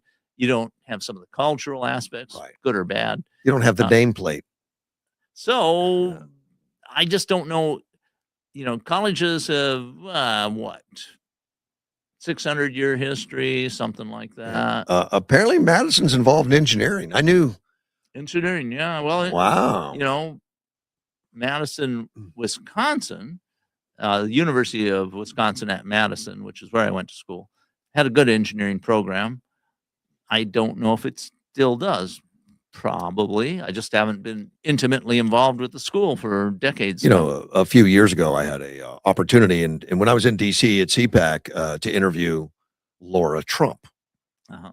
And so I was in the green room to interview Laura Trump, and we had set it up to where Madison from her school could do part of that interview. Okay. And the whole school was listening to it. Yeah, pretty cool. So I did the interview, and I said, well, I've got, I I don't know how old she was at the time, probably 10, 11 years old or something. Yeah. And said, she wants to ask you some questions. And Laura was impressed. I mean, asking about STEM, asking about engineering or whatever. She was really like on having women more aggressively involved in programs of science and stuff. And Laura remembers her. I'd recommend to Madison, the young woman we're talking about, Yeah. that she consider Texas A&M as another school. It's about as far away as Madison, Wisconsin, and is probably not quite so politically correct and has an excellent reputation. My daughter went there, so I'm biased a bit. Of course you are. But she got a very good education in computer science. Apparently, they toured the campus in Madison last year in Madison, It's a beautiful Wisconsin. campus. Is it? Yeah, well, at least I thought it was. Is that summertime, winter, spring? Oh, it's much nicer in summer. I Okay. remember some very cold walks when some blizzard comes out of the north. So you went to university. Yeah, Yeah. at Madison. Okay. Right. Uh, For too many years.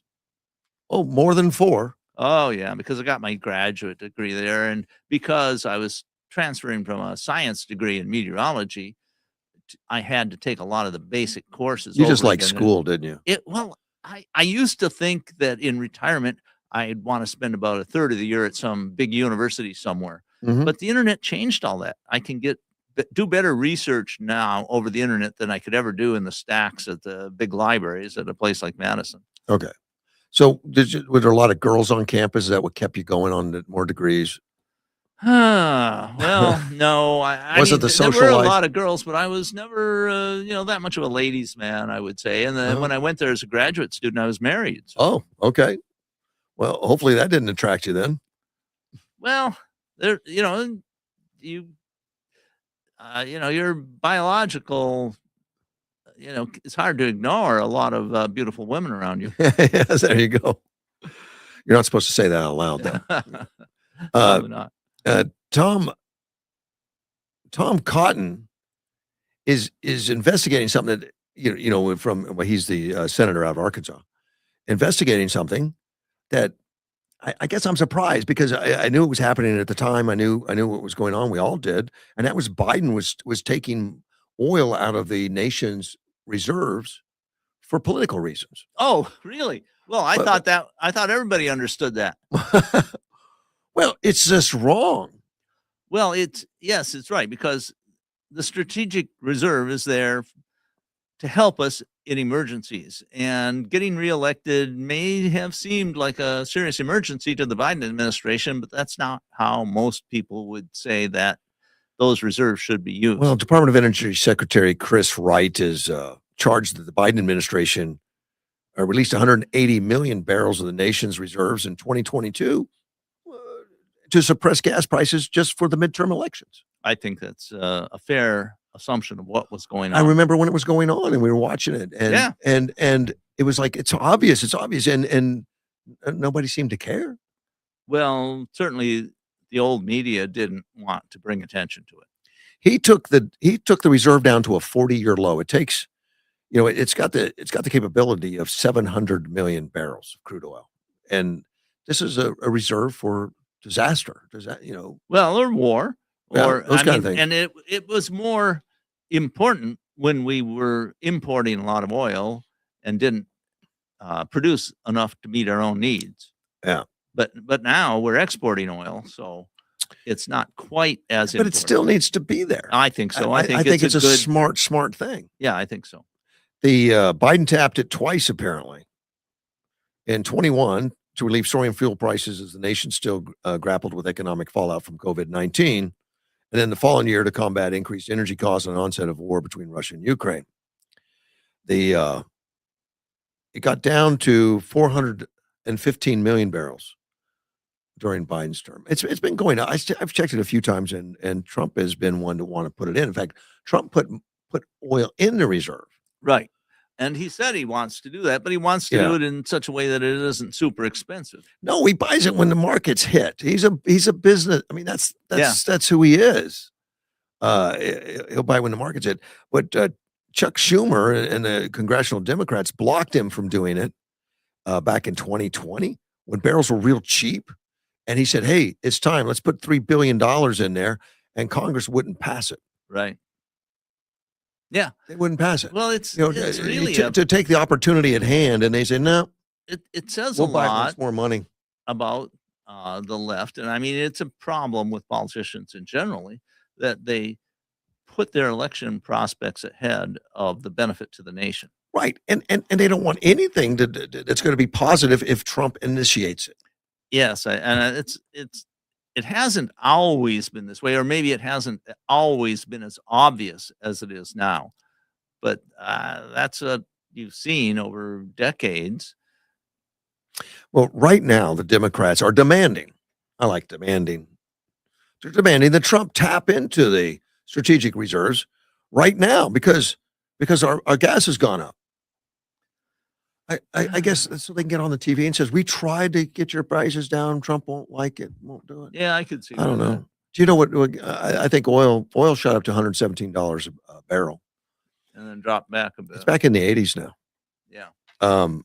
And a lot of it had to do with the phone call from Putin. What was on that phone call? Well, that's interesting because, like I said, I don't know what was on the phone call, but somebody. Or was it a does. coincidence? Were they talking about vacation spots and and they misinterpreted? I don't know. My suspicion is that there's a lot of pressure on Russia and Vladimir Putin now to, make some sort of ceasefire in Ukraine. Yeah. And of course, the problem is that pressure on one side sort of relieves a bit of pressure on the other side. So as one side gets to be closer to a negotiating position, the other side moves away from it. And that's the type of game that President Trump is very good at trying to balance. And he didn't see the dynamics in Ukraine the way the players there see it. He thought everybody would want to stop the massive killing going on, but it's good for business. Well, I don't know that it's good for business, but when you have national power politics where, Putin wants to go on being the leader in Russia, and he can't allow himself to be seen as weak or ineffective or having that war with Ukraine for no serious accomplishment. And you have the other side, Zelensky, saying, we don't want to give up any of our land. Why should we if we're getting more powerful and winning some of that land back? Yeah. So it's, these stalemates happen for a reason.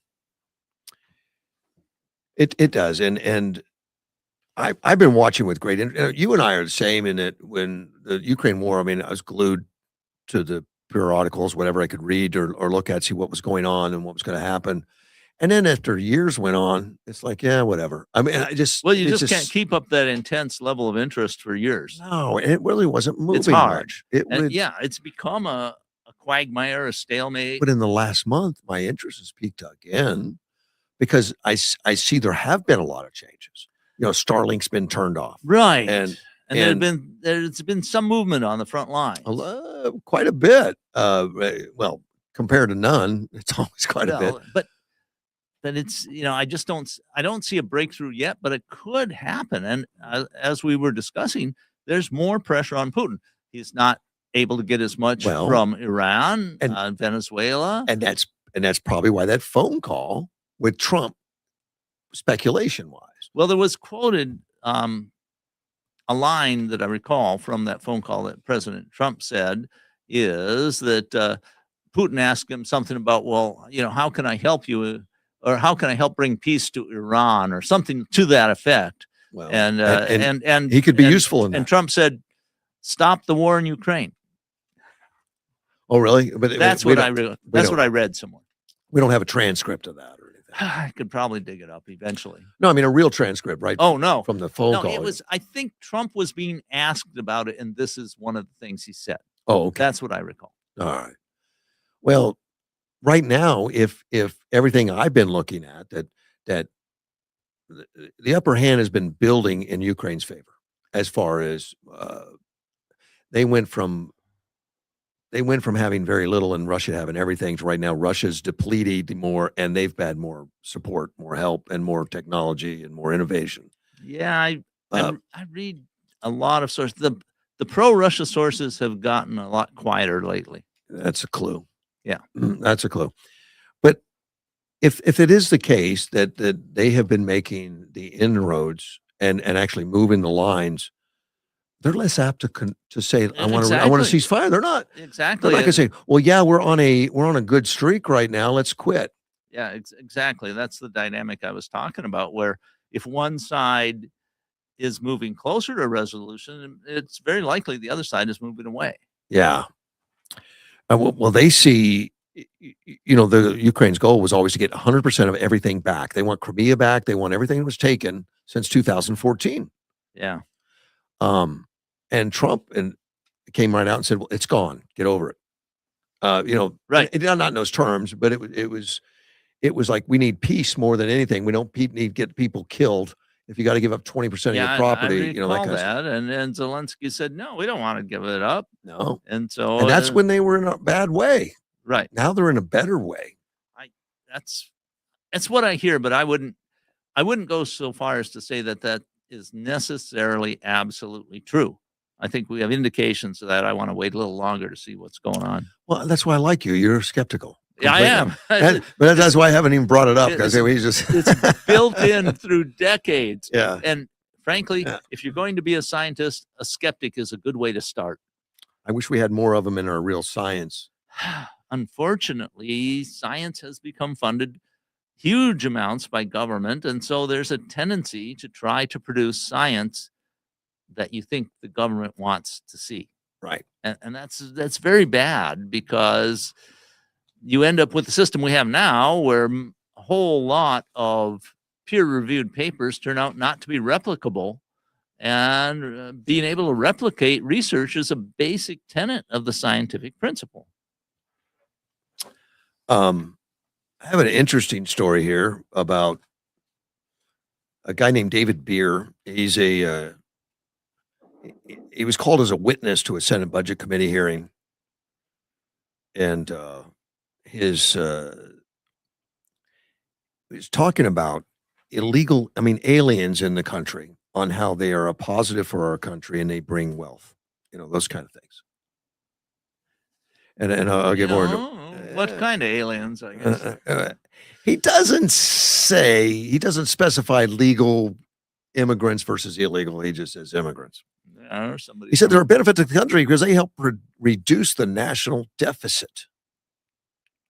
I mean, that's okay to say that, but what's that mean? Show me something that they are a net resource instead of a net expense. I don't believe it. And when you're talking about economic conditions such as this, it's exactly an area of borderline science where your assumptions and how you select data and where it's from all can color the outcome to something you want to get.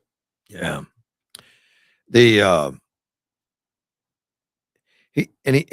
recently claimed that federal judges opposing Donald Trump's immigration enforcement operation are much braver than U.S. immigration and custom officers.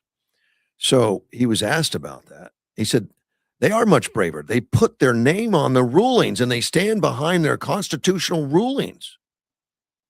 Yeah, so they're in their office and they're, they don't have to worry about somebody arresting them. They don't worry about somebody shooting them, or hitting them with a car.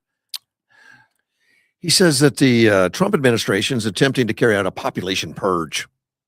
They're trying to deport U.S.-born citizens, people born here. They are trying to deport them as well. So it's not a mass deportation agenda. It's also agenda intended to reduce the population of the United States, including U.S.-born people. You can't legally deport anybody born in. I mean, it's U.S. citizen, and that's a show me a name, show me some, and they'll say, well, there's this kid named this, and a kid. Well, if you deport a criminal parent to a country, and there's a kid, they have the option to take the child or leave the child. Right. They take the child. That's not deporting the child. And when you're dealing with hundreds of thousands, millions of actions, there's going to be some mistakes made. And especially if the person will not identify themselves. Well, mistakes should be put on the front page of the paper. I don't care. Put it out there. Right. I don't see them. Well, there have been a couple of cases. But if you look at them, and there was an excellent analysis done by John Lott at it, these type of mistakes are made at a rate only a third of which they were made during the Obama administration. So the Obama administration was much harder on citizens and deporting than the Trump That's a fact that administration. doesn't need to be talked about, according to the left. Yeah, right.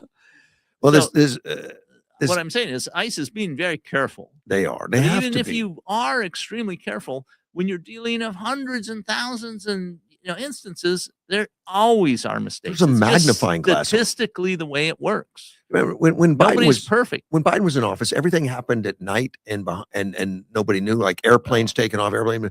Now everything's out in the open, Right. and these guys know they're being watched, and I think they're being yeah, careful. it's a question who sets the narrative, and I don't think the old media has the ability to set the narrative like they used to. This David Byer is an immigration policy expert at Cato Institute, claiming Oh, that interesting. the more immigrations, the better. We're better. We reduce the debt every time we bring it in. Have you not seen what the Somalians did in Minneapolis? Are you not paying attention to the Well, he's ignoring that. what about the cities like New York that have been pouring out millions and millions of taxpayers' dollars to put up hotels and to pay for Sure, the repairs exactly. and all that stuff? And you're saying they're a net resource? Well, that's what he's saying. He's a liar. Well, he probably believes it. I mean, are you lying when you say something that you believe to be true, even if it turns out to be false later? You know what? Here's John Kennedy was in on that meeting, and he kind of ripped into him a little bit. He says, "What planet did you parachute in from? You trigger my gag reflex." Yeah. I like that colorfulness. It's kind of clean. But Many funny. years ago, I read a book by Thomas Sowell about immigration, and in it, he put forward the idea that the U.S. goes through cycles where we welcome all kinds of immigrants, and then we get to a point where we say, wait, there's way too many. We've got to absorb these immigrants. Correct. And then we cut down on immigration and close our borders, and it goes for a few more decades. And then we say, maybe we need more immigrants now. And the U.S. has gone through 2 or 3 of those cycles, and this one's way overdue because the population has wanted to cut down on immigration. Many polls going back decades saying we've got too many, stop. But the politicians would not listen until Donald Trump came along. It's distressing to me that they come out with he's a policy expert and they bring wealth to the nation, which did they see what's happening to our hospital in Yuma? Well, yeah. I mean, first off, most of that is probably going on past statistics when we didn't have such enormous amounts of welfare that attracted people who wanted to be on correct. welfare. And are they counting the welfare and all that? I mean, somehow I want to so- see the numbers, but he spews these numbers out there, and so does Chris Van Hollen. He's a Democrat out of Maryland, senator. He said there are clear reasons for believing that they are reducing the deficit and debt. They are a benefit to this country, and we need more people who are going to contribute into the future of our population as our population ages. Well, if you're saying stuff like that, there's clear reasons. What are they? I'm not going to play devil's advocate and put out the reasons that I think they would, but you can find reasons. Oh. The point is that the same people, or at least the same groups that say we should import lots of aliens, also say we shouldn't have children because there's too many people in the U.S. Right. Legal immigration in this country has made us powerful. Well, There's I no think question. it's been a huge part of what has made America a Yeah. great place. And I know we talked about Corey Brooks, who said he ran into that gentleman from Ireland. And the guy's working hard. He says, what great opportunity. I can work this and I can work that. I'm earning money. Yeah. Do we want people like that? Of course. That's not everything we're getting under Biden. I think the big change started in the late 60s. And that's when we passed about the middle 60s is when Kennedy passed the bill, which was uncontroversial at the time, saying, oh, we need more immigration and we should get it from, we shouldn't get Europeans. We should get third worlders. How much trouble is Minneapolis in with all their immigration? Of course. And it's turned out that we have too much now. So we have to cut back and change things. And I think we are. And that's what Donald Trump is doing. Well, and it's been long overdue. David Beer says it's easy to understand why immigrants reduce the deficit because they work at 12% points higher than the national average. I've never seen that. They use less benefits because they're subject to constraints, unique barriers to applying for these benefits, and particularly Social Security, Medicare. They are far our largest programs, and they're not eligible for those at all if they're in country illegally. Or if they came legally, they don't have a sufficient work history to qualify. All that is good on paper, but it's not true. I would say, yeah, there's many ways that people get around those kind of. Well, we know that constraints, because we got Trump asking for records of Medicaid, and they won't give them to 'em. and they won't. The states, we're not giving them to you because they know they're illegal, and they know it was illegal to give them money. Well, and we have chain immigration where you get one person in and they bring their whole family in, and even people who have not been here for very many years end up on some type of Social Security programs because they're older. Yeah. Well, they put this statistic out here, which I think is hilarious. They said, according to the Social Security Administration, we need about 35 million more workers in order to keep revenues equal to expenses in the middle 2030s. So in other words, because we have a bubble of population, we'll just put in a whole bunch more people for no reason other than to make sure that we have enough. Well, and it doesn't it's just necessarily ridiculous. follow that it's going to work out the way he says. No, we may end up with another bubble. Well, and what is also, I think, equally likely, although people may not see it, is that Elon Musk saying we'll have all these robots working for us.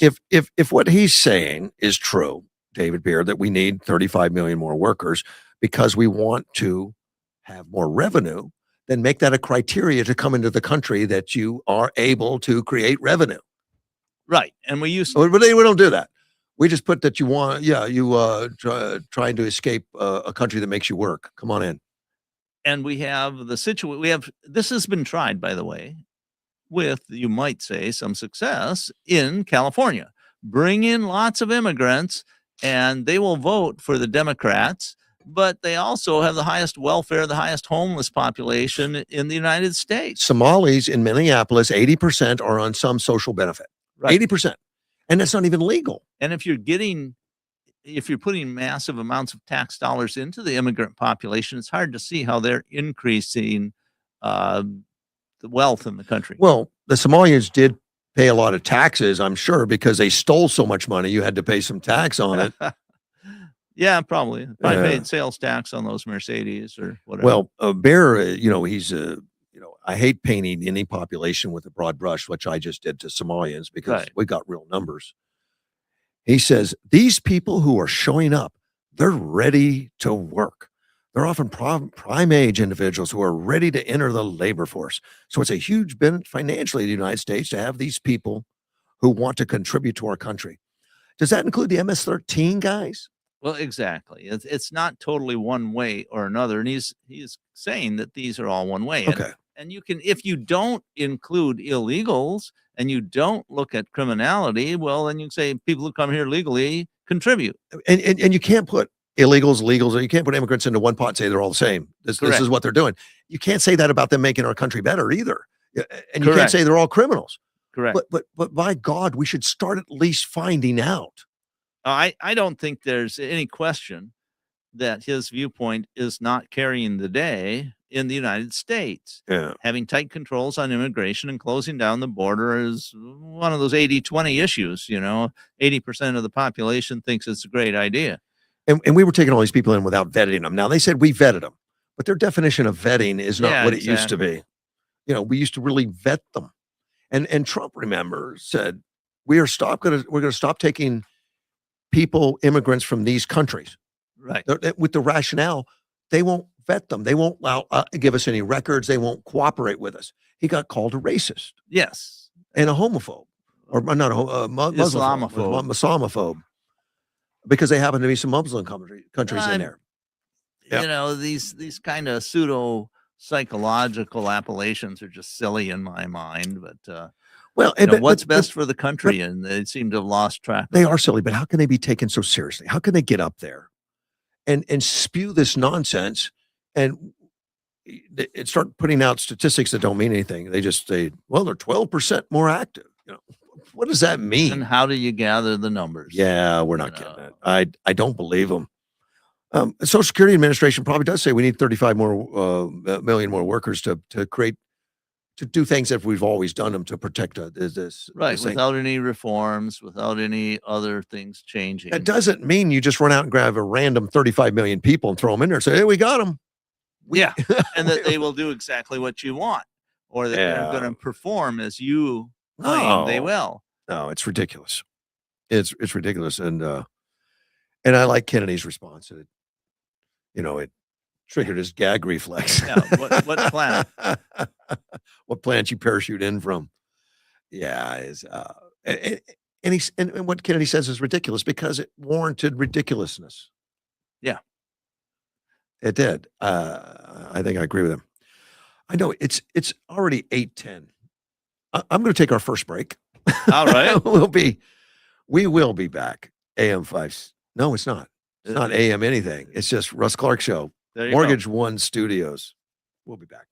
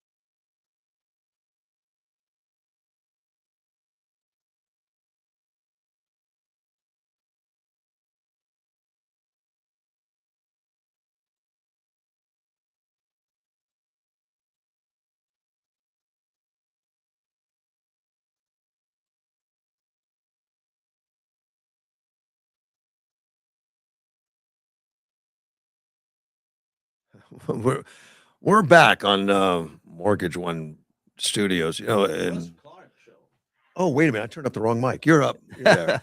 The Russ Clark Show. It is Russ Clark Show, but the I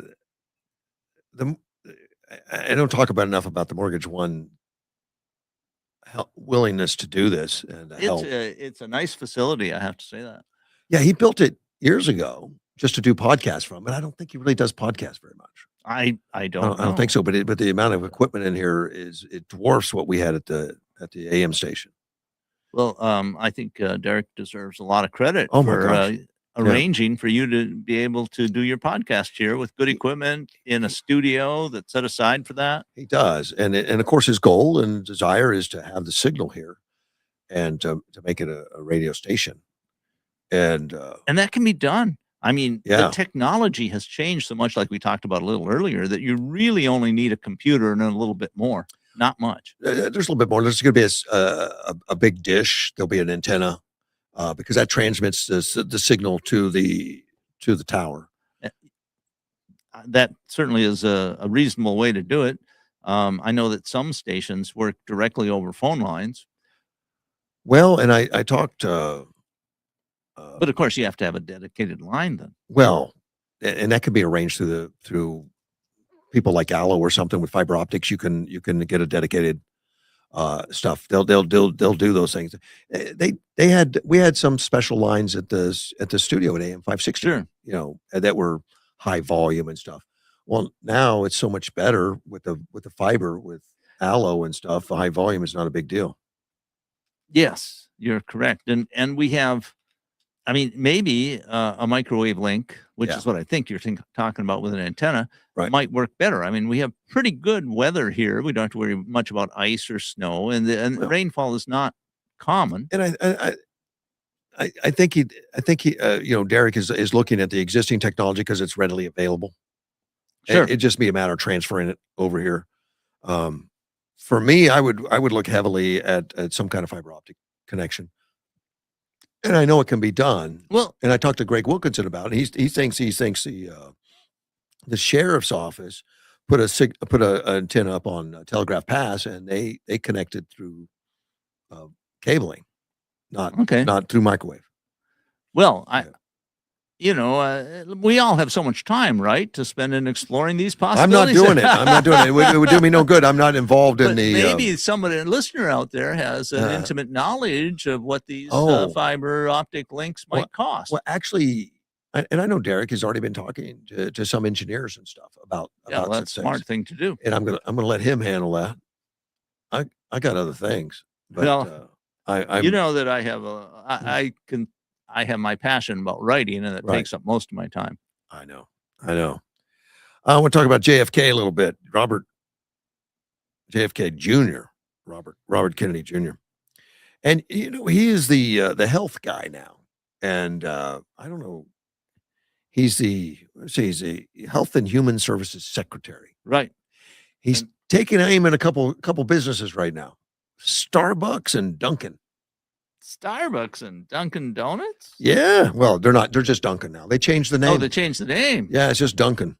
Well, okay. I'm a little leery of a government official targeting specific businesses. He didn't use the term target. I just he uses it just calling them out.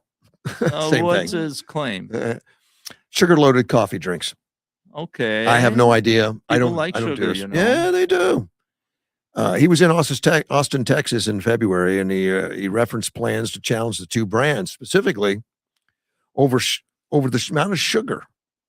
He says, we're going to ask Dunkin' Donuts. He used the old name. Okay. Dunkin' Donuts and Starbucks. Show us the safety data that show that it's okay for a teenage girl to drink an iced coffee with 115 grams of sugar in it.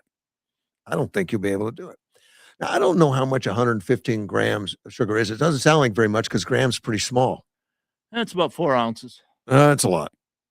It's a lot. That's a lot of sugar in a particular drink. Yeah. I mean, it must be near saturation. Yeah. No, it depends how big the drink is. There's a Dr. Janet Newswalt. She emergency medicine physician. She says, when you think about it, 100 grams equivalent to 25 teaspoons of sugar. Yeah, that's a lot of sugar. So I couldn't imagine sitting in front of a sugar bowl. I mean, if I did that when I was a kid, we had sugar bowl. If I had my post toasties and I started reaching 25 times into that, my mom would have knocked it out of my hand. Like I said, it has to be a big drink. I don't know exactly what the secretary is referring to, and I don't think he can find research saying the opposite is true either. Oh, but about being healthy? When either way, because he's only talking about one drink. It's if you drink that every day or every other day, and you make a huge habit, and Possibly. it's really hard to claim. Well, it's not hard to claim. It's hard to prove that Well, here's- sugar in itself is real bad for you. Here's what How McKinsey much? says. McKinsey's a McKinsey Burgess, Los Angeles-based dietitian nutritionalist and a recipe developer for cheerful choices, Okay. which I'm assuming is a health food. Don't know. Says, as a dietitian, I always recommend starting with a base unsweetened coffee and building it from there. The American Heart Association suggests added sugar to about 25 grams per day for women, 36 grams for men. Now, this one drink has 115. Right. And that probably won't be the only opportunity for sugar throughout the day. No, we like sugar, so We we like do. a lot of sweetened things. I We mean, it's do. just the way I think humans in general like sweet things. It's the way we're built. But how bad is it for us? Well, that's a good question. And And it's a problem of abundance. It's because yeah, we have food, especially in the United States, is so relatively cheap that we can easily get what used to be an expensive luxury before. yeah, it is relatively cheap, but relatively expensive compared to a couple of years ago. Well, it depends on Yeah. if you go to Starbucks for your sugar, that's a very expensive way to buy sugar. Yeah, that's not cheap. But you can get sugar very cheaply. I don't know what's sugar run now. I haven't bought it by the pound for a while, but I suspect that it's probably less than $1 a pound, 50 cents a I pound, have something. no idea. I don't buy sugar. Yeah. I don't have it in the house. Well, we do probably somewhere. I don't think it's anything everybody reaches for. Let's say, from my perspective, honey is just sugar. Well, it pretty much right with that. It I mean, is it has some sweet. minor, we could call it minor contaminants of other things, Yeah. but essentially it's sugar. And Yeah. it's a question of how much. I Right, but- really think that's it, and how active you are. If that young woman he's talking about is living up in the northern part of Alaska and she needs 6,000 calories a day just to keep warm, And well, then that much sugar doesn't make much difference. well, that would be an extreme drink for the right cause, maybe. But but for living in, suburban United Right. States, do you really need that? The Starbucks Frappuccino has more than 45 grams per drink, and that's if you don't add whipped cream and syrup. Okay, that's 45 grams. So that's only about what, It's only 40% of what the yeah, the other one, 115. but still was. twice the daily recommended for women. Again, The- these daily recommendeds cover a broad I- spectrum of everybody. I understand, but it gives us some perspective. Yeah, okay. The caramel cream frozen coffee has 132. And that's Dunkin'. 132 grams Grams of sugar. How big is it? That has to be pretty good Man, size. I don't know. Is it a pitcher? I mean, it might be 32 ounces. I I don't don't know. know. I don't know. It is a problem, and I'm not a dietitian. I can't tell you exactly what it is, but I mean, obesity, diabetes, we Well, see sure. it like crazy, Sure, absolutely. and that's really very much spurred on non-alcoholic fatty liver disease, and No, young people, and I- they're seeing I a big think- increase in it. I think it's true, but I don't think we can solve it with government regulation. No, and I don't see that's what this is doing as much as it's government exposure, and it's Well, a yeah, you're warning. exposing people to what they're actually eating Yeah, or consuming. yeah. I mean, yeah, I'm okay with transparency. but I think But- we already have laws that require retailers above a certain level, and Starbucks and Dunkin' would certainly be those, saying how many calories are in what you're buying. Correct. There are in some states. You'll see it on menus and stuff like Sure, that. And I've seen it on a lot of um, things. but I don't think the real communication of what it's doing for you and how much it is really out there. And it might be in some fine print somewhere. Yeah, I've read lots of people talking about refined sugar is poison. This is poison. The other thing is poison. Yeah. And in That's my an opinion, it's a bunch of exaggeration. bunk. It depends how active you are and what you're doing. And Well- you can overeat very easily in the United States because we can afford it, and it's a big problem. And it's hard to Right. have the self-discipline to tell yourself, "I'm not going to eat that," And when it tastes great. but when we see diabetes up, or the huge percentages I that we have, agree. Yeah, and we got the problem. and there's some real problems. And I think that's what he's bringing out. I think it's exposure as much as anything. There have been some things that he's wanted banned, like red dye and stuff. That he's Yeah, been doing. I'm more sympathetic to that because there's a little more evidence there, and it's not something that is going to make a huge difference in the market. And Dr. Joe pushes all the time, like saccharin should be illegal. He just believes Well, that everything he's read on all his research yeah, that it's a Well, poison. we have a lot of bad research out there. Maybe. I'm not saying that it isn't bad. It's just that it's the research I've seen is kind of ambivalent. I think the research just isn't. I just think it's in a book and no one looks at it. I know- disagree. And red dye, I think, is one of those where there's more research showing that for a certain percentage of the population, it can be a real problem. Yeah. I mean, so that's why it doesn't affect everybody, but it does affect some people, it appears. I have And no that's not good. I don't eat Fruit Loops anyway. Some of these drinks compare to a large theater-sized box of M&Ms as far as sugar content. Yeah, right. That's correct. That's we a were lot. talking about it. It's, about 4 ounces. He's suggesting sugar-free syrups. Now, some of those sugar-free syrups may have some things that are not necessary. That's the other thing. If you go to different types of sweeteners, Some of how them have much their own they- issues, like the saccharin stuff. Sure, exactly. Yeah. And in fact, since saccharin came out, in the 70s or something, we're a heavier population. Doesn't surprise me. We're also much more food relatively over that. That's been 50 some years ago, has gotten cheaper over that period. Yeah. Now, Helen likes to put a teaspoon of honey in her coffee. Sure. If I can't imagine watching her put 25 teaspoons. Well, I've met that would Helen. be- She seems to be in Oh, good physical condition. she's conscious of So food additives and everything. and here's another thing that I think: when you have other purposes in your life, when you have something you're trying to accomplish, when you're active in your church, your community, you don't have as much need to satisfy yourself with taste. With food becomes, I think, Good point. a substitute for other things. And if you find meaning in these other things, and I don't want to sound too new age, but you don't need food as much. I mean, I find myself sometimes wanting to eat just because something tastes good, not because I'm hungry.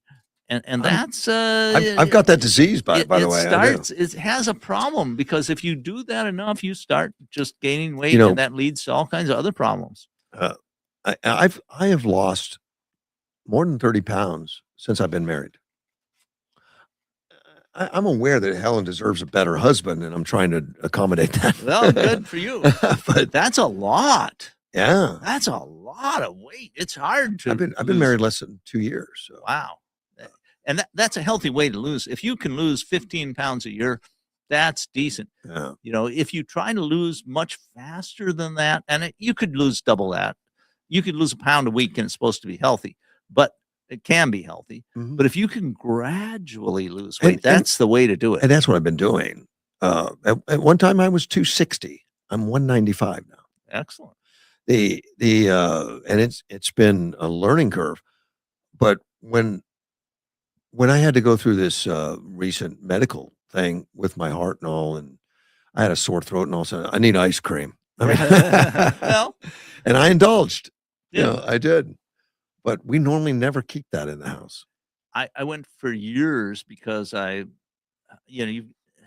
most people have to struggle to avoid gaining weight as you get older, Because of particularly habits. in the U.S. And I've had to push for 40 years, I'd say, not to overindulge with food. But it's doable, but it takes effort. Yeah. And I agree with you that if nothing else is occupying our energy, our mind, what we're doing, having a meal sounds good. Oh, it does. I mean, and it's pleasurable. Yeah, it's it is. It's an easy fix. It's and like I said, most places don't have it because food is expensive. Europe is far less obese than we are, but food takes up 2 times as much of their budget. Of an individual person's income, they got to spend twice as much on food than we do here in the U.S. Well, that'll keep you thin. Well, that's exactly it. You just can't afford huge Yeah. amounts of food. Right. This is what it is. I ran, and they're in day 11 now. Did you know it was that long? Day 11? Short war so far. It's longer than I thought it was. I guess it didn't have a lot of fanfare to start off with, maybe, but that's Epic Fury and Roaring Lion. That's Israel and the United States. But Iran is not decapitated by any means. They still have opportunities to launch some very destructive Well, weaponry. I guess it depends on your definition of decapitated, but when you kill, 40 of the top people, that's a pretty good decapitation. Yeah, I Doesn't was mean thinking. there aren't a lot of junior people that can move up. Well, and I'm looking more at their military opportunities. To strike. Right. And I hear that Well, they still are launching some missiles, but they're way down. way down, and that's good unless you're the one that gets hit. But Yeah, exactly. but they've changed the mix now. It's over half cluster bombs, Yes, I read about that. and that's a concern. I don't know if everyone knows what cluster bomb is, but it's like packing 100 hand grenades in a shell, Yeah, basically. and the shell breaks open in the air and scatters these things all around. Yeah, we have them. They're very effective ammunition. A lot of things. Great for like gosh, an and airfield. It's kind of like an anti-personnel too. Oh yeah, but definitely. they're putting them into civilian populations, Right. into Israel, and are doing it because they're running low on stuff. I mean, there's estimates that they've wiped out 75-80% of their ability to launch these, and the number of missiles and stuff they launch is it's down those kinds of numbers. Right. But some of them are getting in, and I guess to stop a cluster bomb is a little different. Well, it's harder. Yeah. Because the trajectory. First off, the trajectory is going to be a little bit different, but it'll probably separate and put these cluster munitions out. There's some distance before it reaches the actual target, but it's probably not a lot. I'm not sure that it'd be that much harder because mostly they're going to try and intercept these well before they reach the target. Oh, they have different layers of defenses, Right. and some of those layers are miles out. Oh yeah, Many well, miles. They intercepted a fair number of missiles above the atmosphere. Yeah, I didn't know that. And I know they try to, they got things loitering in Iran that as soon as something's fired, they try to do what they Oh, can sure. to knock it out and knock Because out an it additional. presents the signature, so you know where it came from. Yeah, but there's been and I knew that these cluster bombs have been outlawed in most cases. Apparently, 120 nations I think there's an banned international them. treaty. In 2008, Convention on Cluster Munitions But I don't Weapons think we widely signed. condemned. Yeah, I don't think we signed into it. I don't think the Soviets signed into it. Russia has been using cluster Right. So, and like I said, phosphorus. That's they're really not. Yeah, Russia is not a signatory to this treaty. no. This Kobe Michael, he is a senior researcher at the Institute of National Studies at the Miskov Institute. I don't know what that is, but he says that Hezbollah was applying lessons from the last war with Israel as it prepares for possible full-scale Israel invasion and protracted conflict. I didn't even think about that. That's Hezbollah, and Hezbollah, I guess, has been coordinating these attacks with Iran, so they're both arriving in Israel at the same time, Well, that which makes sense. overwhelms. Well, the more threats you can put up, the harder it is to stop all of them. He says it's returning to its roots in guerrilla warfare in South Lebanon, operating in small units. Fighters from the Iran-backed group are avoiding the use of communication devices that would be a risk of Israel tapping, and are rationing the use of key anti-tank rockets as they engage Israeli troops. He said that north of the country towards Haifa is under heavy bombing. Israeli citizens have to spend most of the time in shelters, rooms, as Hezbollah and Iran deliberately target civilians and civilian facilities. Tel Aviv is still under an emergency routine with sirens continuing and many people spending a lot of time in the bomb shelters. Israel's a small country. It's only 15 million people or so. Isn't it? Well, the population is not the big thing. It's small geographically. Yeah, it's like New Jersey.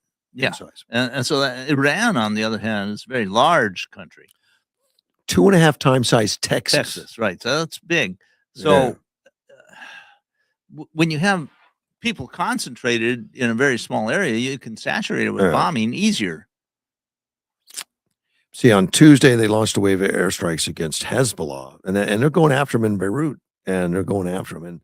And something I didn't know, when I think of Israel, in fact, I have a friend who went to the Air Force Academy and graduated in 1979, and he always spoke so highly because he's getting an education. Like Israel fighter pilots are some of the best on the planet, So I've read.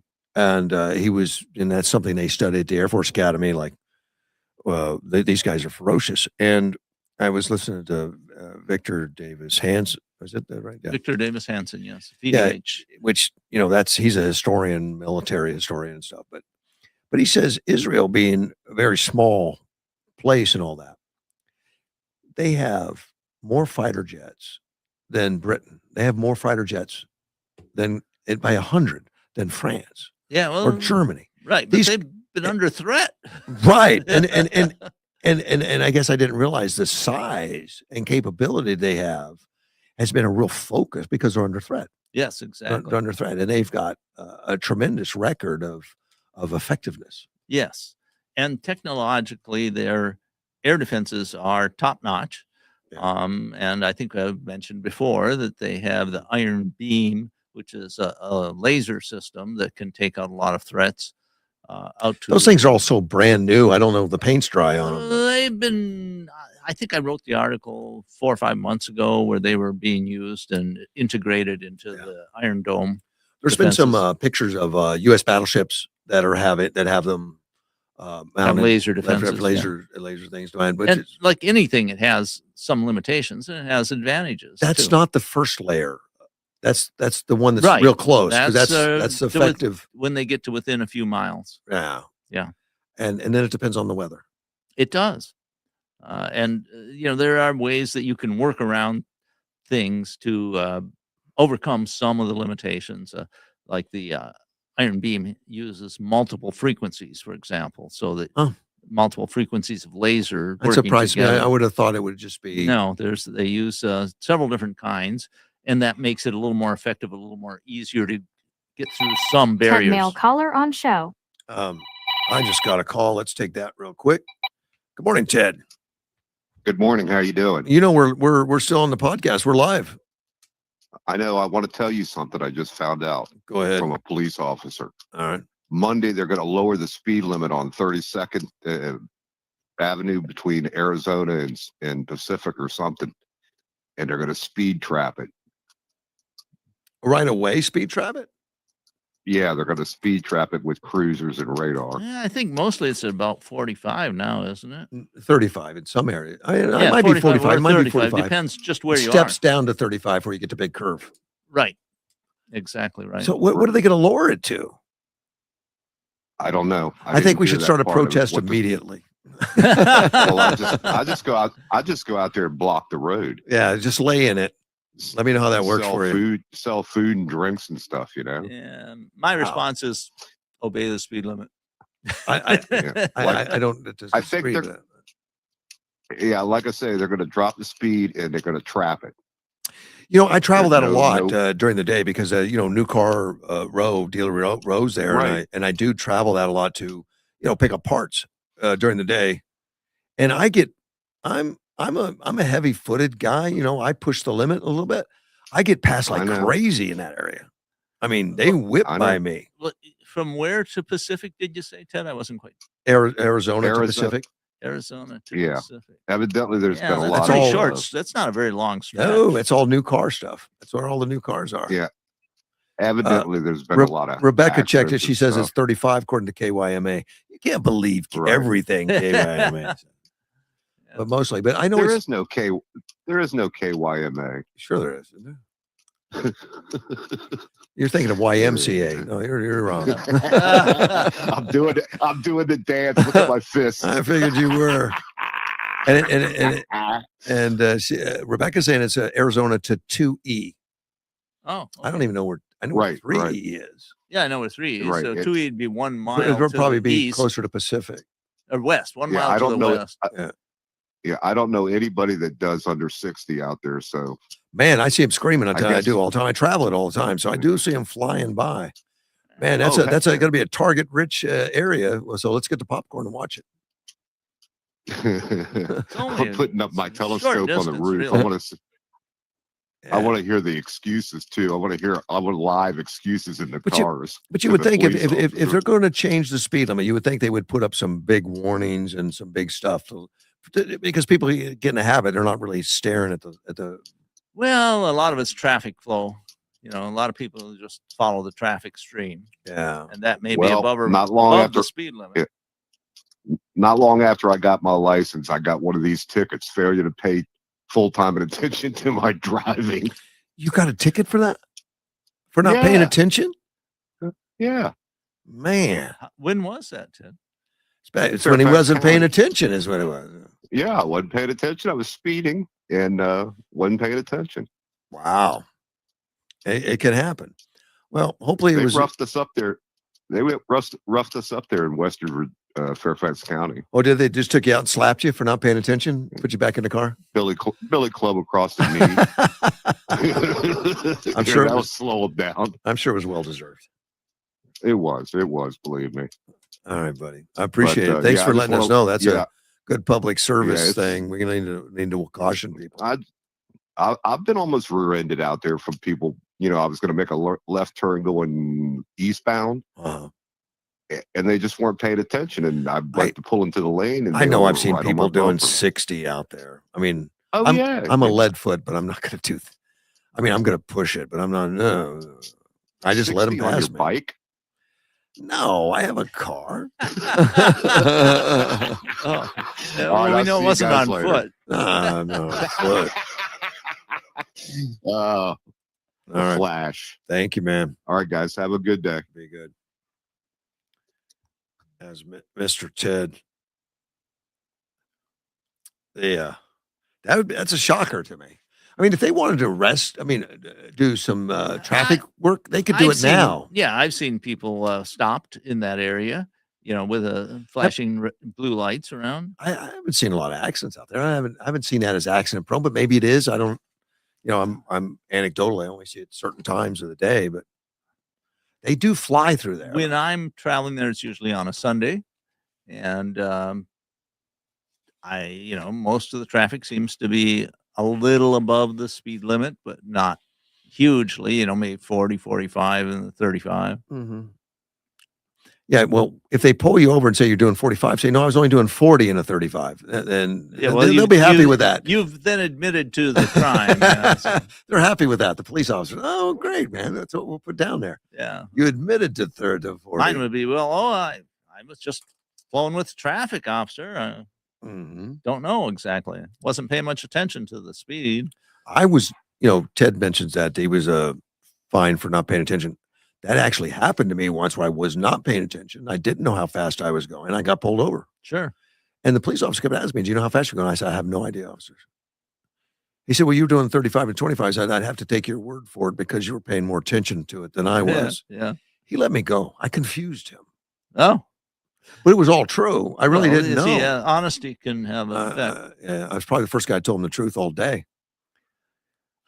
Yeah, I find that telling the truth to an officer that stops you often helps. You may still get a ticket, but it may not be for as much or as bad. Maybe. Officers don't like it when they're lied to. And they know. Yeah, they have a tremendous amount of experience with this. I've never asked them directly, like what's the biggest lie, but I suspect it would be I've only had 2 beers, officer. Oh, I don't know. It's Because I everybody's think only ever had 2 beers. That's it. they probably react the worst to hostility. Oh, they react the worst. Yeah, I mean, But it's and fun they to get, watch. They get that, they get hostility. It's not a good way to try to avoid paying for things. I don't think it's going to work in your benefit.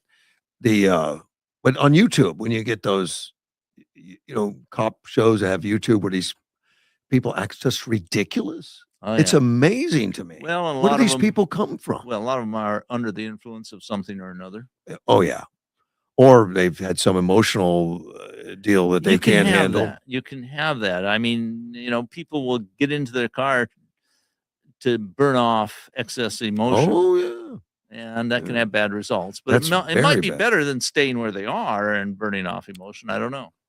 Yeah, I don't know. I'm not I can't think of a time I've ever become overcome with emotion like that. I just don't. Very fortunate. Yeah, well, 'Cause that's I- good 'cause it's because I real. think most people experience it at some time or another Yeah. because bad things happen. Right. Yeah. And it doesn't always work out well. It's not No. courage either. It's stupidity all of a sudden.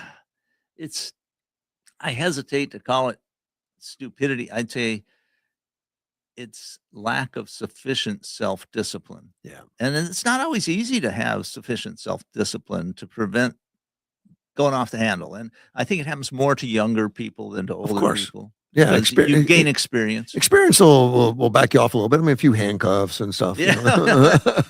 You know, that may back you off. Yeah, it's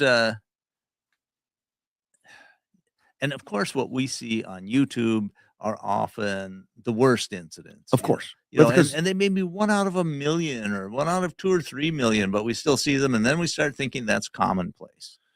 Yeah. And of course I had to hit him. He made me mad, Joe. Yeah, yeah. That's not a good thing. That's No, not a good thing. no. I got a story here out of Yuma about ICE arrest in Yuma Fields is the name of the story. Okay. And that families are turning to GoFundMe as detentions. And it's to bring some awareness and some attention to some farm workers are saying. Now, I've worked with farmers for many years through Napa and selling farmers and all that. And I've been on the border many times at 4 o'clock in the morning to watch the amazing amount of people that come in and get on these buses and go out and do the work in the fields. And I've talked to the owners like the Rodriguezes that have, Sonny and Mark Rodriguez that run that, a big operation that does that. These guys are so thorough though on everybody that steps on that bus has credentials, visas, Sure. green cards, everything, because the last thing they want is to It disrupt their whole operation. of course. Well, and that doesn't mean some of them didn't make it with a fake one or something. I mean, it could happen, but Right. they do their due diligence and they do it. And that's what I've seen from particularly in Yuma. And I've talked to farmers in the past about it. And they say, well, really the last place you want to be is if you're in the country illegally is here because we've got so many federal officers Yeah. all over the place in We're Yuma. heavy in federal officers. That's very true. Yeah, but this article is written in some ways, having it gives me the impression that we're to think that the majority of everybody is in danger of being deported or detained by ICE. And right now, ICE does have a list of people they're after. All of them have criminal offenses beyond entering the country illegally Right. and entering the country criminally. Well, that's the priority is people who have criminal records. And it doesn't mean that if they're sweeping something up, but this article also says there hasn't been any big sweeps at all. I mean, it's not like, you read stories where they'll go to a meat processing plant, surround it, and sweep everybody up. Well, probably because most of the people here are doing the work legally. I would be surprised if it's not true I think that is true. I think that could easily be the case. But there have been some arrests in you. And that's what this article is about. There's a fundraiser out now that says, help keep our father home with us. That's on GoFundMe. And it appears online. It describes a Yuma man detained by U.S. Customs and Customs Enforcement while working for a local farming company. I'm sure it does happen. It can happen. Sure. And Well, and I've looked at some of these cases, the ones that are brought to our attention, and they're going to, the people in the media who are trying to create a narrative are going to look at the most sympathetic cases they can find. They actively hunt for those. And often it's somebody who has been here a long time, and they maybe have some sort of process going where they were trying to fix something or another, but it hasn't happened. And so, those are relatively rare cases, but they can happen. and there is a fear in that community. I mean, I had a girl I knew really well that had a green card Mm-hmm. for 40 years. Yeah, it's a long You know, time. she got here when she was 5. Right. And she had this green card, and there was always this fear to deport me or something. I said, "But have you done something illegal?" Never. Why are you worried about it? And I ended up taking her to Marcy Rios and got her citizenship. Right. Just put it to bed. She still had that fear after that. Like, well, they might revoke my citizenship.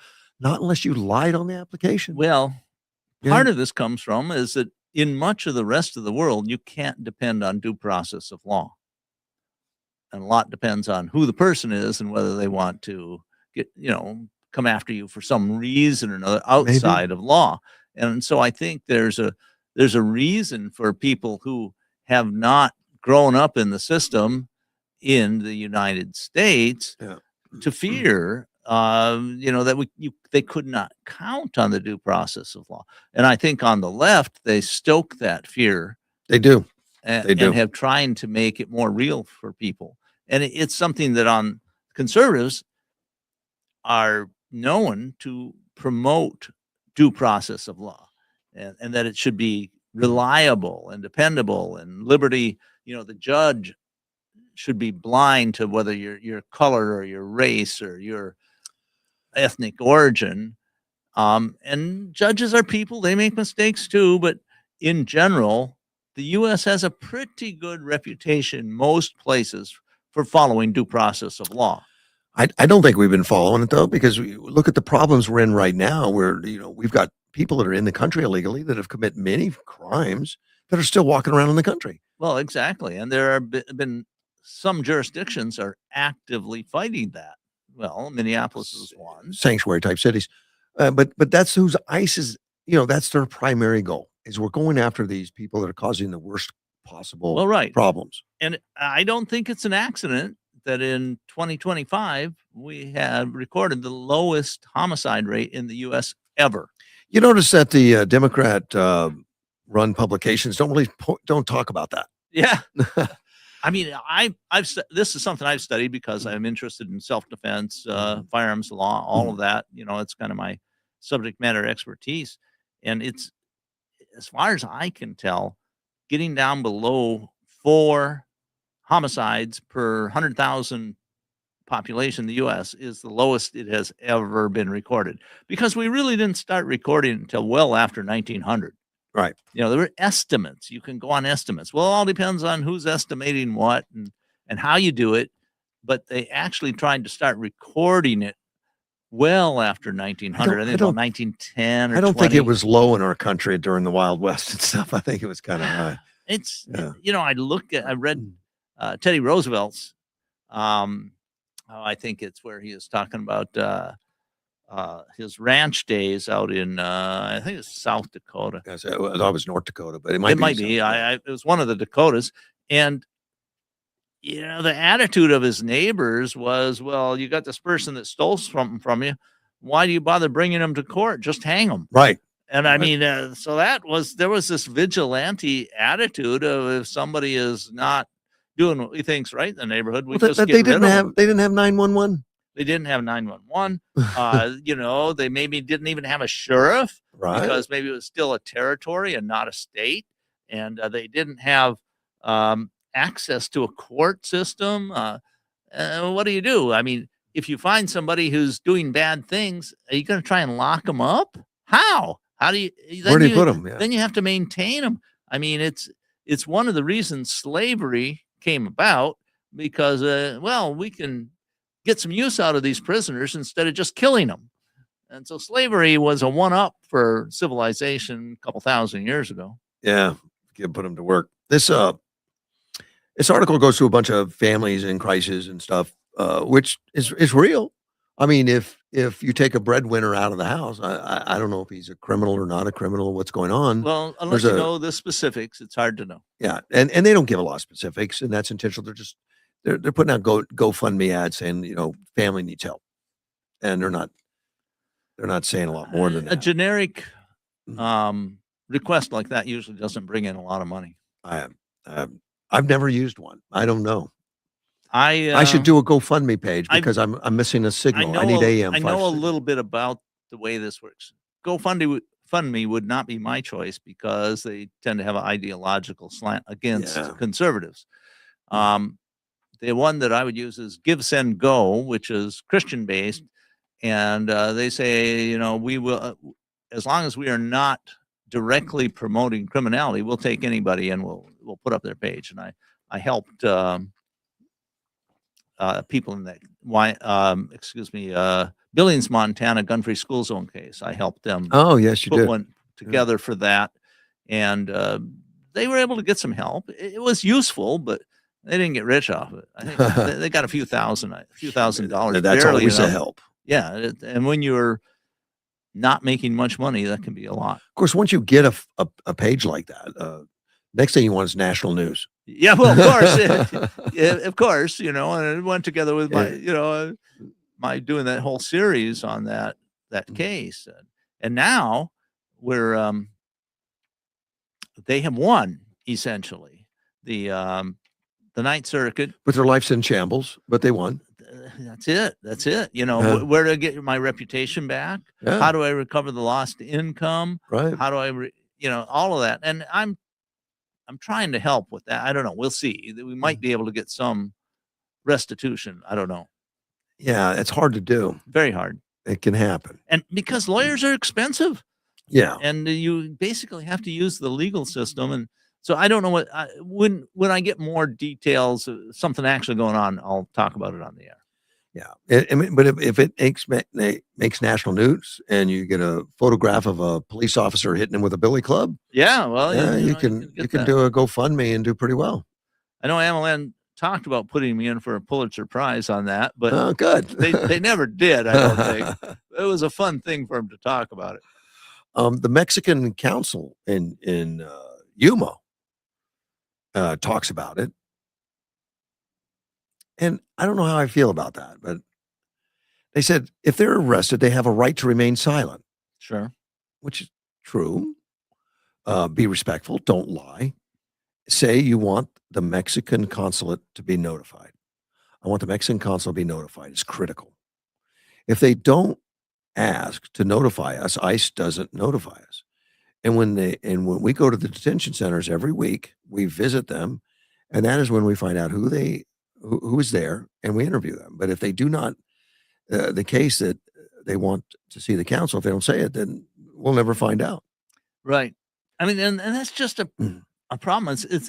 I like that they're putting out this information, because if you don't stand up for your rights, right, you don't have them essentially. And if you don't know about them, if you don't know what procedures to follow and how you can enforce your rights, or at least get some help, you won't be able to enforce them or get help. And of course, these are rights that you have in this country. Right. Yeah, exactly. And that's what she's talking about. But apparently she's telling them, stay calm, don't run, don't fight. That's all good advice. That's good advice. It's very good advice. And, being respectful to the officers, and they'll respond to that. I mean, I've talked to a fair number of people in ICE over the years, before it was ICE, and they do not react well to those who fight and resist, and it's dangerous. And she it's points dangerous for everybody. She points out it's dangerous. She said, first thing, be calm, don't run, because if you do, it can be dangerous. Well, look at that guy in Minneapolis that was shot fighting the cops. Yeah, exactly. And he was shot. They thought he had a gun. They thought he had a gun. He did have one on him, but it turned out, and it's one of these tragic situations. One of the officers that was trying to subdue him grabbed the gun. I believe it was a SIG 365. Sounds right. And just seconds after he grabbed the gun, it appears that it discharged into the ground. And when they saw the gun, which happened again in a very, very short time before it was grabbed, someone shouted, gun, gun, gun, to make the officers aware. And then there's this discharge, what appears to have been accidental. And then the officers fired and killed. They thought they were returning fire. That's exactly right. It's a tragic situation. Yeah, because the guy's fighting like a banshee. Exactly. If he would have not been resisting, right, and actively resisting, the situation would probably have been resolved differently. But in the training that these guys have, apparently they teach active resisting, active fighting. Yeah. Because there's no consequence until there is. Well, yeah. I mean, they may say there's no consequence, but there often are consequences. There should be. I mean, legally. Yeah. There can be consequences legally. And remember, everything is videotaped today. Yes. And that's why we have the information that it was almost certainly this accidental discharge that triggered the firing by the police officers, because there was an angle of a camera phone showing, and you can see the officer extracting the gun from the scrum of all these people Yeah. struggling. And then he turns, and you can see the slide coming back, a little puff of dirt. And where the he bullet kind of probably reacts hit. to it too, like, Yeah, right. And so, Um, it wasn't what people expected. we're out of time. So if you're arrested, be calm. That's the message today. It's a good message. Be calm, and that will Don't make the fight it. police officers more calm. It does. Situation could be better. It's already bad. Don't make it worse. We're out of time. We got to go. Thanks for listening from Mortgage One. We'll see you tomorrow.